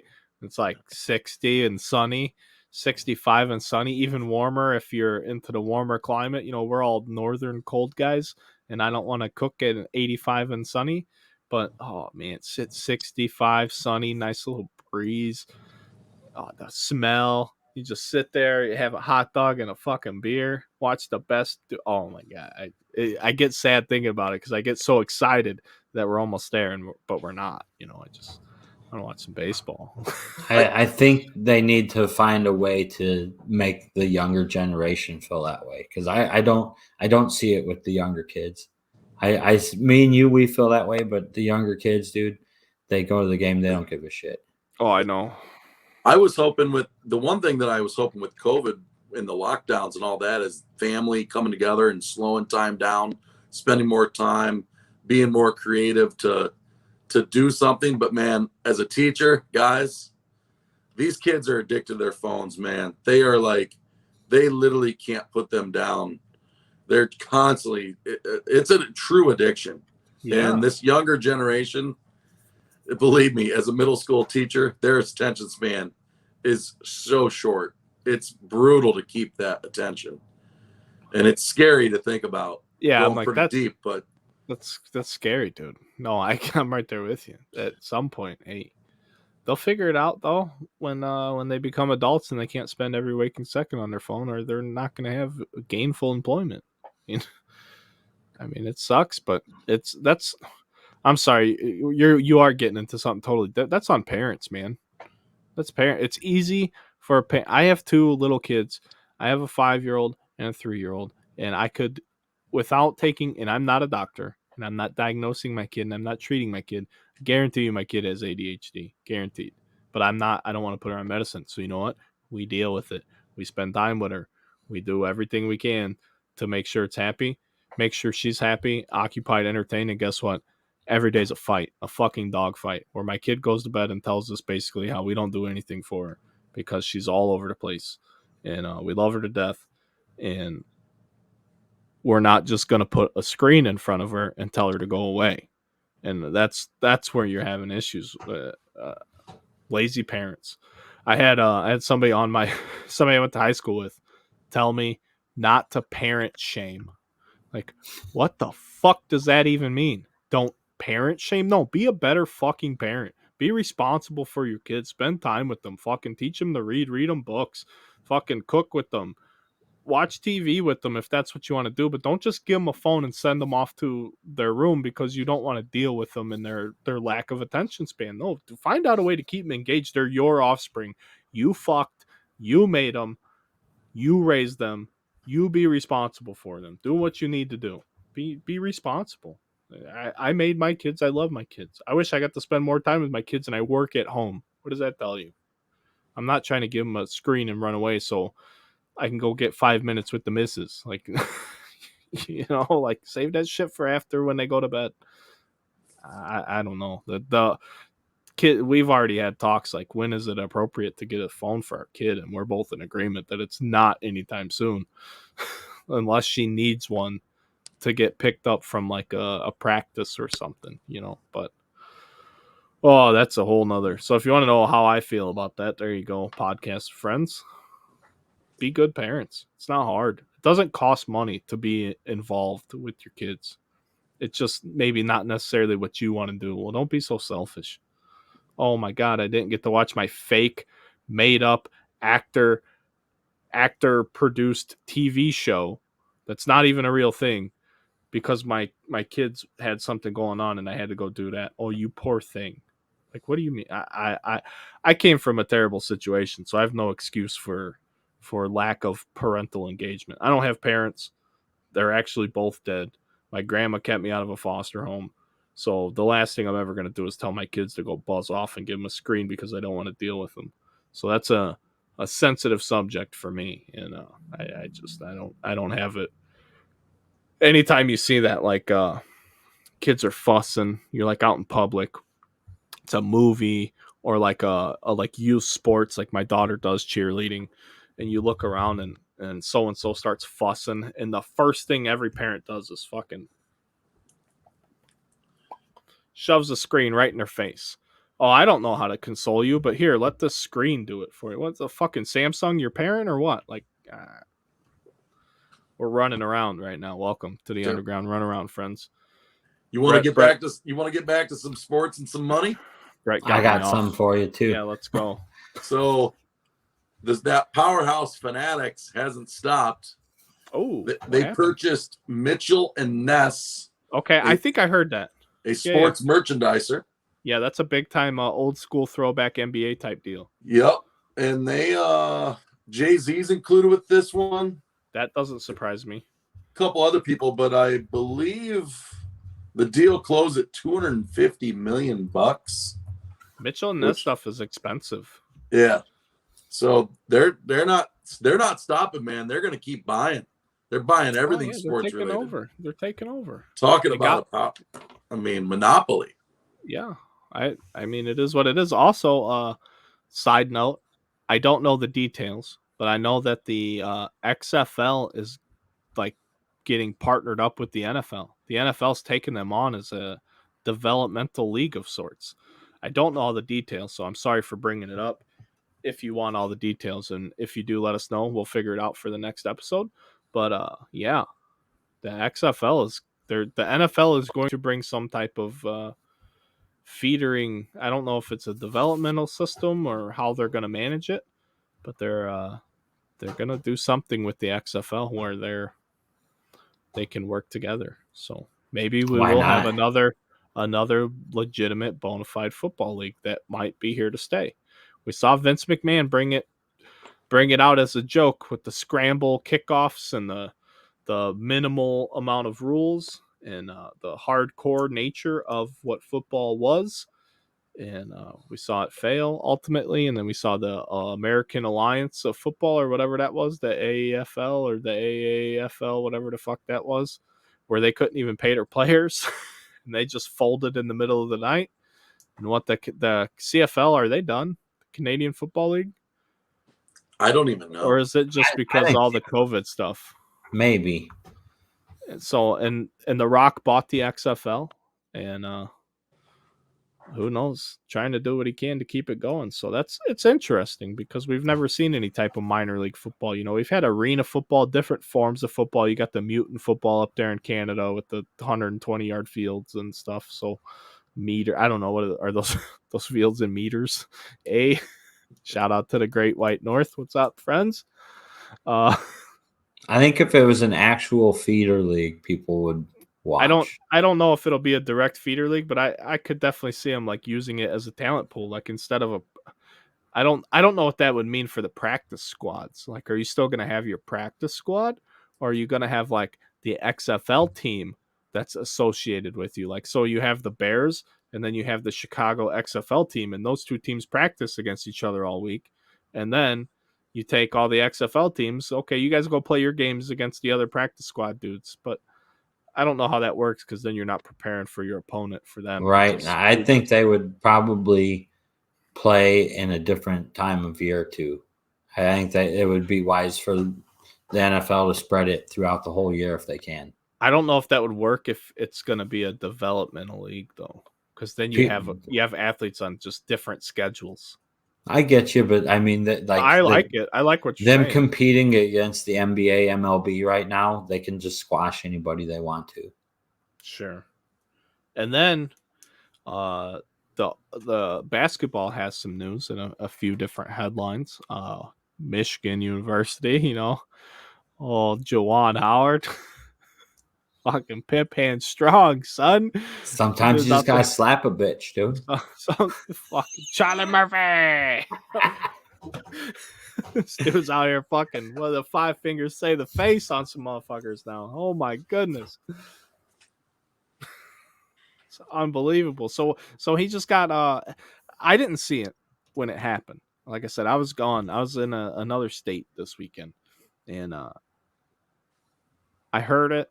I heard about it. I saw a headline. I didn't think much of it. I heard like brawl Michigan game. I watched it. Here's the thing I hate about the media.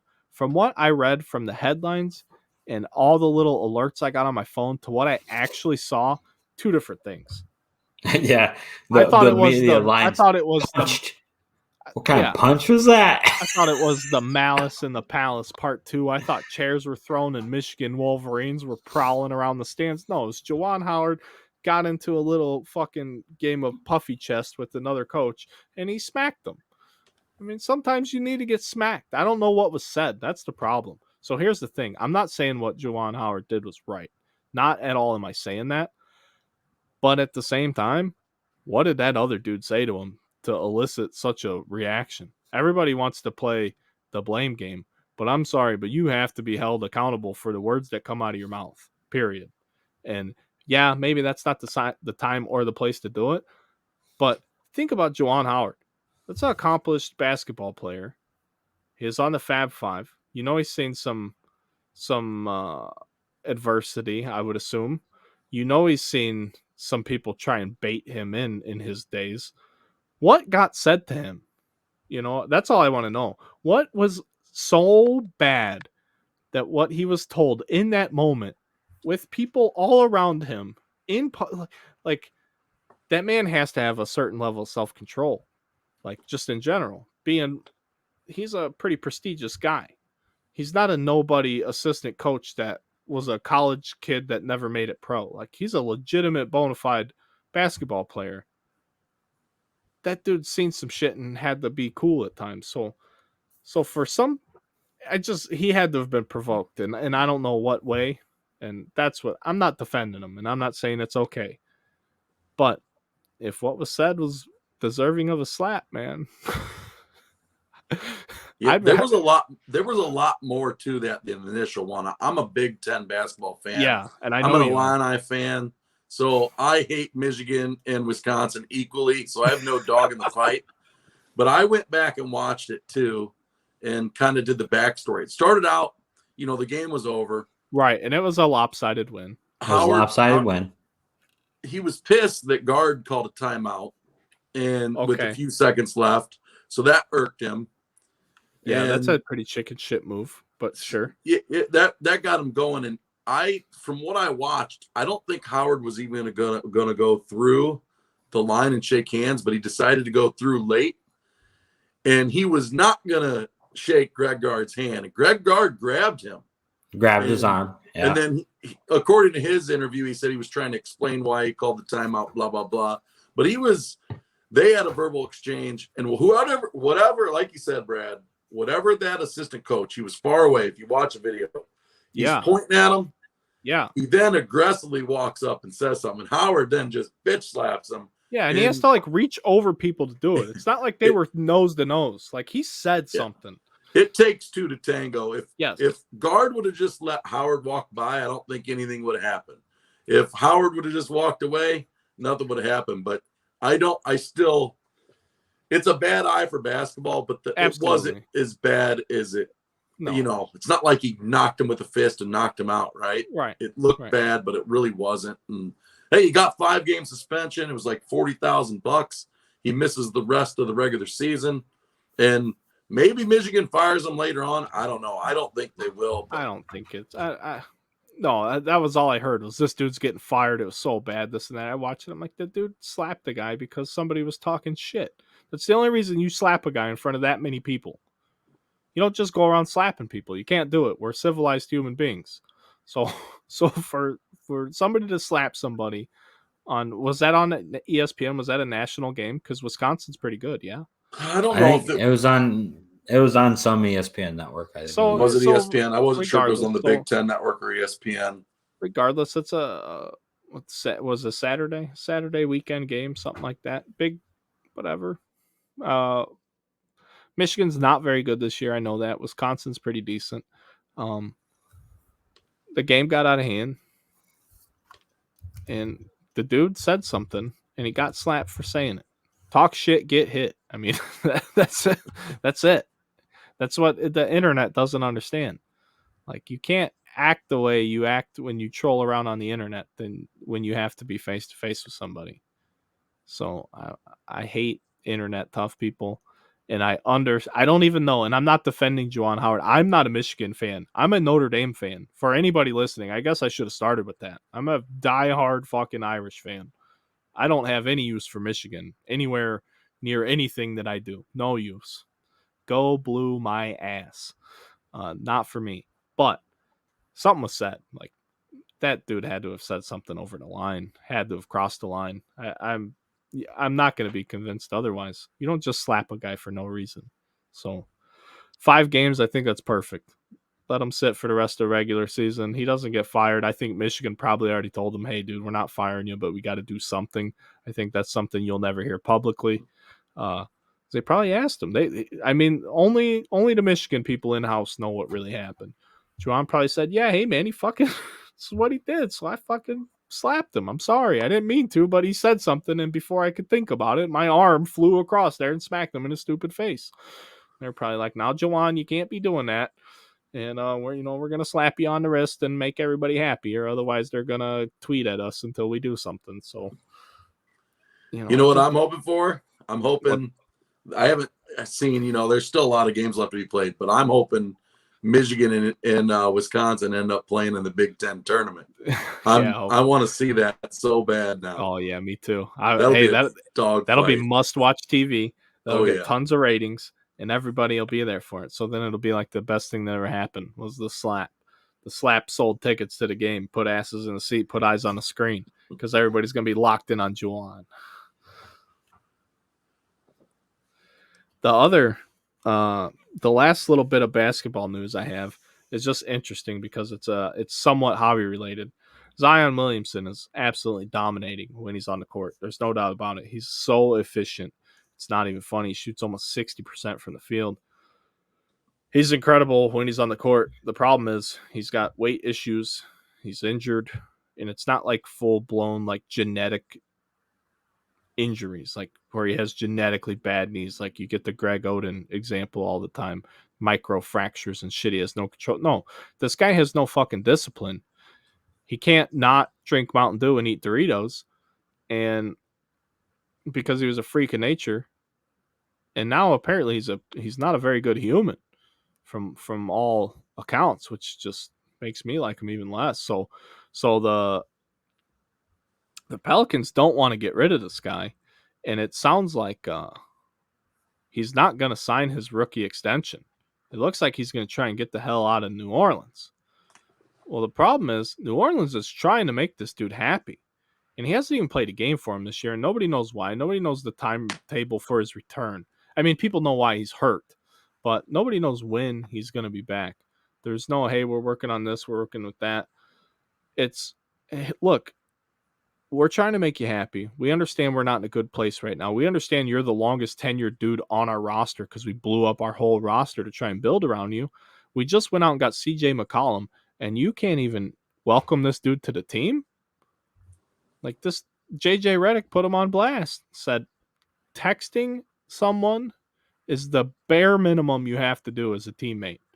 Say, hey, man, glad to have you. Whatever you say, like, hey, CJ, you're new in town, dude. Like, you want me to show you some spots? Like, you want to go shoot some hoops together? I mean, whatever the fuck it is. I'm not a pro basketball player. I don't know what you say to a dude, but you at least fucking introduce yourself. That's supposed to be your Robin to the Batman. I mean, that's supposed to be Batman and Robin in New Orleans. And you can't even talk to that guy? Man, he's not doing himself any favors now, and he's not going to do himself any favors to wherever he ends up. Because that's not a reputation you want to have as a bad teammate.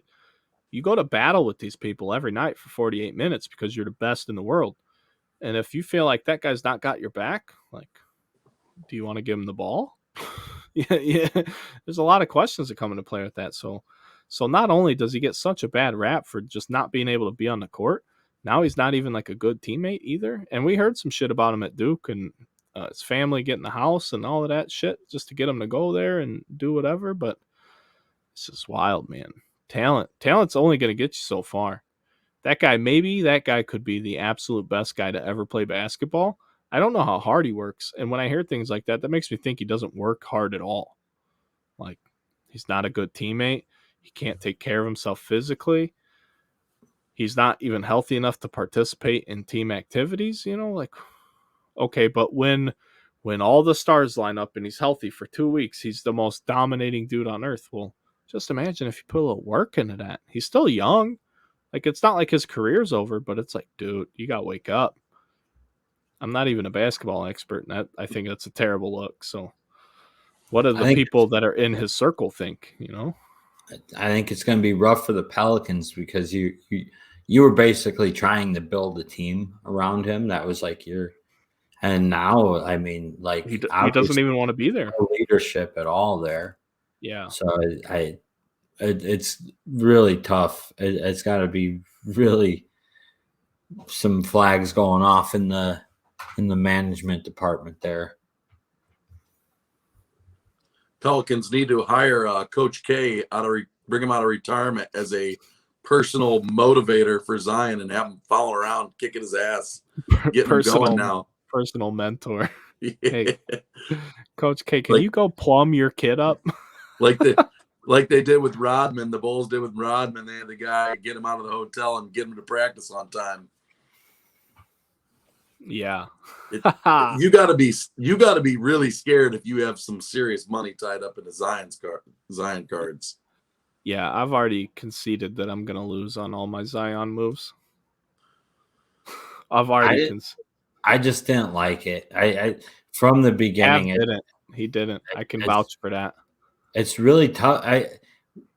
It's tough. It's why we haven't seen another Shaq, because it's really hard to be that kind of guy and translate into a long, productive career in the NBA. It's really tough. What's even So worse is the NBA's softer than ever, and that dude still can't stay on the court. Nobody gets in his way when he's coming down the lane. They get out of his way, or they take 6 dudes to follow him. I mean, there's no in between. Most of the time, they're just getting out of his way, you know. So he should have it easier in regards to the ability to dominate. And he's just I don't know what his deal is. I think you'll see more and more transition to the Nikola Jokic type of big man in the But NBA. So you'll that's see all it more is. try to, yeah. You have like maybe 5 real big men in the league. You got Gobert, you got Embiid. Vucevic, you have Embiid's a kind of a freak, so he doesn't really qualify into that. You got Nurkic in Portland, I think, or I'm sorry, where's Nurkic playing? Denver, uh, Port, out on the West Coast somewhere. You got Nurkic, Portland. Why do I want to say Portland so bad? You got Jakob Pertl on the Spurs. He's a big man. He's a screen and roll dude. But there's not that many guys that like do to pick and roll and post up on the block. That's just not today's game basketball. No, It's fucking. You got a point guard. You have these combo twos, and you have these stretch forwards. That's it. That's all it is. You got yeah, three and D guys. You got a point guard, and then you got these forwards that can either dunk or shoot. it's hurtful because as an Illinois fan, man, they have a guy named Kofi Coburn. He's a mini Shaq. He is a monster. Cockburn. I mean, a monster. And I don't think he's going to be able to play in the NBA. He's not going to be able to guard those guys who can stretch him out and shoot and handle the ball. Yeah, it's tough, man. But That's he like, is just a beast. It's like for me, Luke Herringgold, he was an absolute savage in Notre Dame. He was like a 6'9", 6'10" big man. He was a Big East Player of the Year for like 2 years in a row. Just a monster. But you knew when he was in college that like this isn't going to translate. You knew it wasn't. And he did play in the NBA for like a year. And I think he might have put up like 20 in a game once, but he was never going to be that guy. His skill set was that of a guy that was 7'2", and he's just not there. You know, everybody else is on that level with him. But when he was in college, oh my goodness, who's stopping him? Nobody. Just an absolute destroyer. And, you know, it doesn't always translate. So I get exactly what you're saying in regards to Kofi, because, man, who knows? Hey, Pat. Oh, Pav, you weren't with me. I pulled a Luca Garza autograph the other day, and he was actually sitting a few rows behind me and my buddy Curtis at a Cubs game. Oh, that day we were on Sunday Night Baseball. Aha. And, there was like people taking pictures with him all game. I'm like, who the fuck is this guy? And then we figured it out. I didn't want to bother him because he was there with his girlfriend or somebody. I'm like, huh. Then I think I told Brett because he's a Big Ten guy. I'm like, yeah. Brett, like, look who's here. I actually looked up to see if he was playing, and he's playing a little bit, but not much. Right. Yeah, I was just surprised. I pulled his autograph. I'm like, huh, there we go. I'm like, I saw that guy like 6 feet from me one time. That's pretty cool. You know, I had intentions to this year to buy a bunch of Ayo Dosunmu rookie cards for the Bulls. I was like, I'm an Illinois fan. I'm going to go buy a bunch of them. And they got to be expensive. The Bulls got a steal in the second round, pick him up. He's one of the best second round picks ever. Oh, but and he has a huge upside. I believe that he's incredible. But now his autographs are starting to go higher and higher and higher, you know. But yeah, that's the same thing with Pat. Same thing with Pat Williams, man. He's so young. Yeah, he's losing this year, but the Bulls have made some nice draft moves. Yeah, because he would have been a perfect fit for this roster because he's not a score first guy. He's just a freak athlete and he's super young. So he can get out, run the floor, and dunk. He can play some defense, and you don't need him to score 20 points a game. So when he does score 20 points, once or twice a week, you're like, oh, thanks, man. Now we won by 30 instead of 20. But he does all these other things, like what Alex Caruso, the Bulls, man. That team, when they get healthy, like next year, oh my goodness! This year's not even over, but I'm excited to see what. I still think they'll end up trading Kobe White because of Dosunmu. He's been doing real well too, though. Kobe, he's had a much better. I feel like they're trying to push him as like this is his audition for other teams. It might be because he's scoring off the bench, and they've been short. This team's been shorthanded all year. The Bulls. Mm-hmm. Every time they get one piece back, they lose another piece. Like, they don't have Caruso right now. They don't have Pat Williams. Levine's been in and out, even though him and DeRozan were in all. DeRozan's been amazing. Vucevic has been inconsistent. I feel like Vucevic, when he gets the ball, he feels like he has to shoot because of DeRozan and Levine. So I feel like he might be forcing at times. But I watch more Bulls basketball than anything. In terms of basketball, college, pro, anything. When the Bulls are on and I can watch it, I'm watching it because they're fun to watch. Like, I hate pro basketball because it's 3-pointers and isolation ball. That's like the league today. ISO, get the advantageous matchup and ISO them into submission. And the Bulls are just not that team. They have a legitimate big man who can play the screen and roll game. They got DeRozan, who's a fucking assassin from mid-range. Levine's a Swiss Army knife. And then you have these pesky dudes like Io and fucking Caruso. And, oh my goodness, they're just good. Pat Williams, you had, you lost him early, but you had a complete, team, a legitimate, complete team. Because you got Kobe who can shoot you 3. So DeRozan's not going to kill you, not going to hit you 10 threes a game, but Levine can shoot. Io can shoot. He's shown he can shoot. Kobe can shoot. Vooch can shoot when he's hot. So you have shooters. You might not have the best shooters, but you have shooters. You have DeRozan who can ISO anyone one-on-one if you need it, if that's what you need. And then you got a big man who can post up. He can do the screen and roll. He can do the pick and pop. I mean, they're a fun team. And then you got guys like Caruso pissing everybody off on defense to where that when he goes to the layup, they got to beat the shit out of him and fuck him up. So now he's hurt. They'll get physical with him because he's willing to play the defense. So, they're a fun team to watch. There's some other teams that are doing really well too, but the Bulls, man, it's just something about the NBA and when Chicago's doing well in basketball, it's just exciting for us. Just maybe it's just a geographic thing, but it makes it that much more exciting. Which I saw something today that said Jordan was 11-0 in like championships in his entire career between like FIBA and the Olympics and collegiate and all that. He never lost any final ever. I didn't even realize that until like today. That's crazy. Oh, man, that dude's just a winner. Just a fucking winner. Oh, man. 2 hours. I said before we started this was going to be the shortest podcast ever because of the lack of positive things to talk about. So we just started talking about stuff we like instead of this whole depressing baseball situation. So hope you guys had fun. I got March 1st through March 4th. Topps is auctioning the Mickey Mantle NFT on the OpenSea platform. Yeah, what is that? Brett, do you know? They're only making one. Yeah, it's one. I don't even know what the OpenSea platform is and how many different wallets I got to have to do this. And the NFT shit gets exhausting. How much do you think that goes for? $1 bazillion. It's going to go for a lot. OpenSea, so like the OpenSea platform is like that's the biggest platform right now for the NFTs. So like that when you see, is it the only Mickey Mantle they're ever going to make? That's what they say. For what's it supposed to be? Does anybody know? 52 Topps one. Oh, it's just a card. It's just, yeah. Oh, I don't like that. Why couldn't they like? There's no soundbite with it or anything like that. Like, oh, I don't think so. I think it's just the 52. It's 6 figures, easy.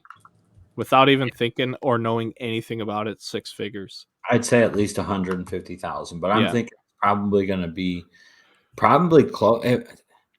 I think it might push 400. We'll see. Well, see, I said that Dominguez Superfractor would sell for 125 or right around there, and what it sell for 484 after the buyer's premium. So just remember that, friends, when I start shooting out numbers. I'm ultra conservative. I'm realist. I'm a realist person.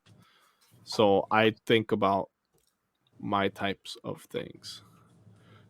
Mickey Mantle NFT auction. Physical card with a PSA 9 score is 5.2 million. So they're just, see, this is everything I hate about NFTs though. I can take a screenshot of that card and say I own this NFT. And if they don't do anything to make it significant, I'm not interested. That's it. I'm looking at this right now. I don't like it. It's silly.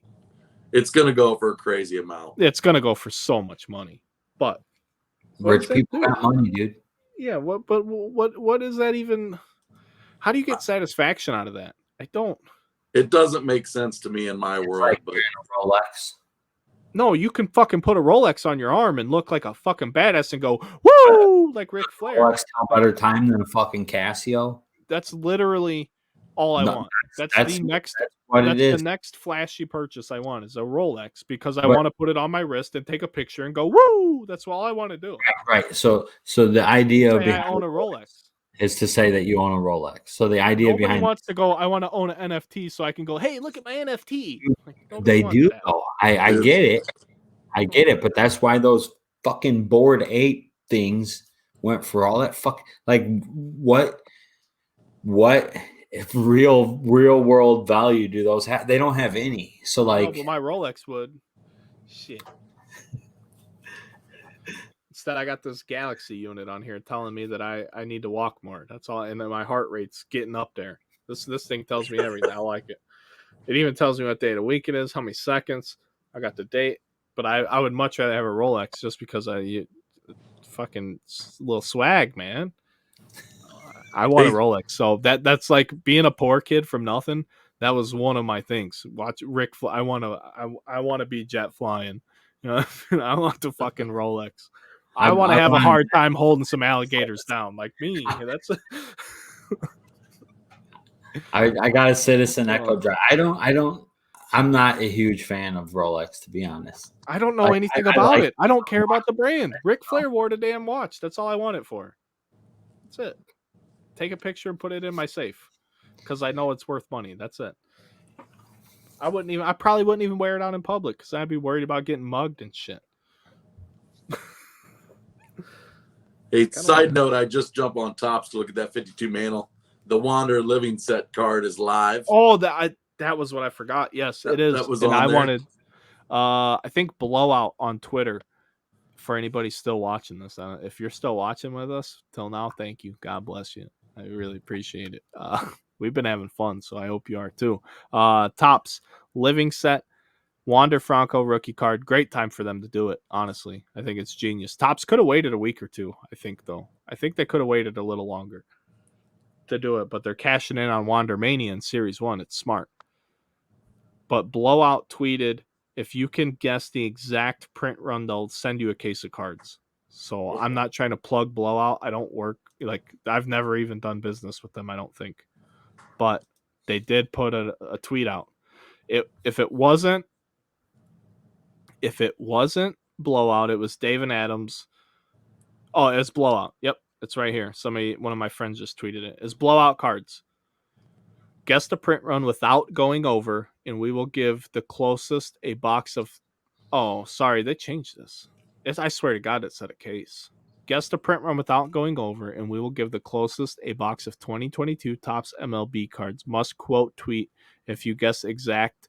Oh, okay. If you guess exact, we will send a case. Guesses no later than 328. That must be 228. They must have had a. How do they have a fucked up typo like that? Oh, maybe they're not going to announce the print run until 328. That seems stupid. They announce the print runs after they're done, right? Yeah. Like after they pull them, because it's good for 7 days. I know that. But 7 days still puts it into March. Why does this say 3/28? Maybe they mean 3/2.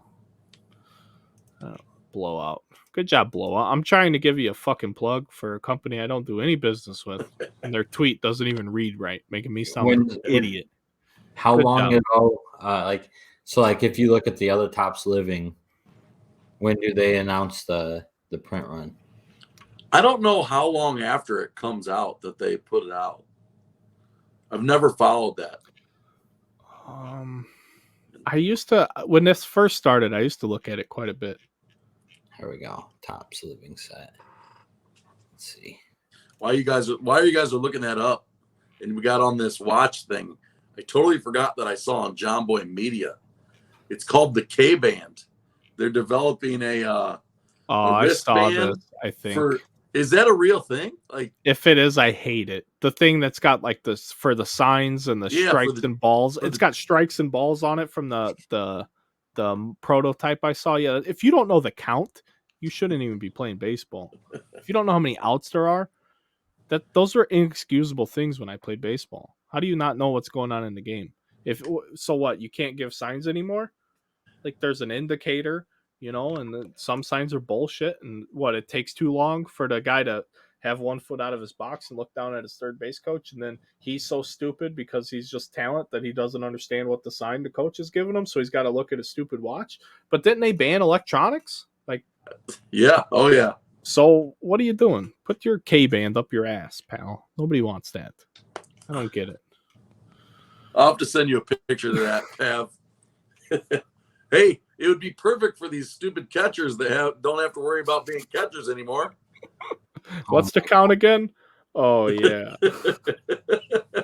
And then hey, my last thing before I roll, I got to go to bed. Get up early for school. If you are bored for entertainment and sports, the Disc Golf Planet Tour, the first event in Las Vegas, is this weekend, Thursday, Friday, Saturday, Sunday. There'll be coverage on YouTube, and the best players in the world will be there. Hell yeah. So, YouTube coverage for disc golf? Yeah, hey, YouTube. So to get back to Tops Now stuff. So what do you got here? You have to go to the archive section of the Tops website. So the last 2 card living set that just ended, it already has the print run. So the last living set was Manny Machado and Liam Hendricks. The 2-set bundle only had a print run of 661 cards.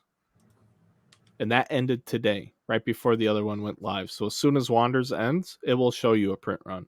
The print run of just Liam Hendricks was 1,744. Let me get the Manny Machado one. The print run 1579. Okay, so you found it. So yeah, you just go to the archive section. So yeah, there's not that. They didn't do that many. I remember that's low. It's fucking Manny Machado. He's a douchebag, and he doesn't hustle. He's a complete douchebag. He was gonna be a Hall of Famer. He's a phenomenal player, but he's a douchebag. But the Liam Hendricks card's cool with the corn and all that, the Field of Dreams nonsense. He's still not 30. But they said guess whatever it is. I think that Wander card will be the highest, the biggest print run you've ever seen from a Tops Now card. I don't know what their record is, too. But I would guarantee you that that's what it is. It's got to be I bought some. Top 3. I'm going to, no doubt about it. Of course I am. It's going to be the highest printed card. I remember Ohtani. I want to say Ohtani had one that was like 60 or 80,000. Could be way wrong. I don't know if there's like a way to look at it. Oh, yeah. Look, you can do it by print run. You can filter it by print run. Ken Griffey Jr.'s 1989 Project 2020 Keith Shore card. 99,177. Highest print run on a Tops Now. I don't know. Oh, hang on. Maybe print run. Man, is there a way to sort living set only? No, that's what I'm having trouble with because the next card was very, very minimal. Oh, you know what? I think you can. Living Set Archive by Print Run.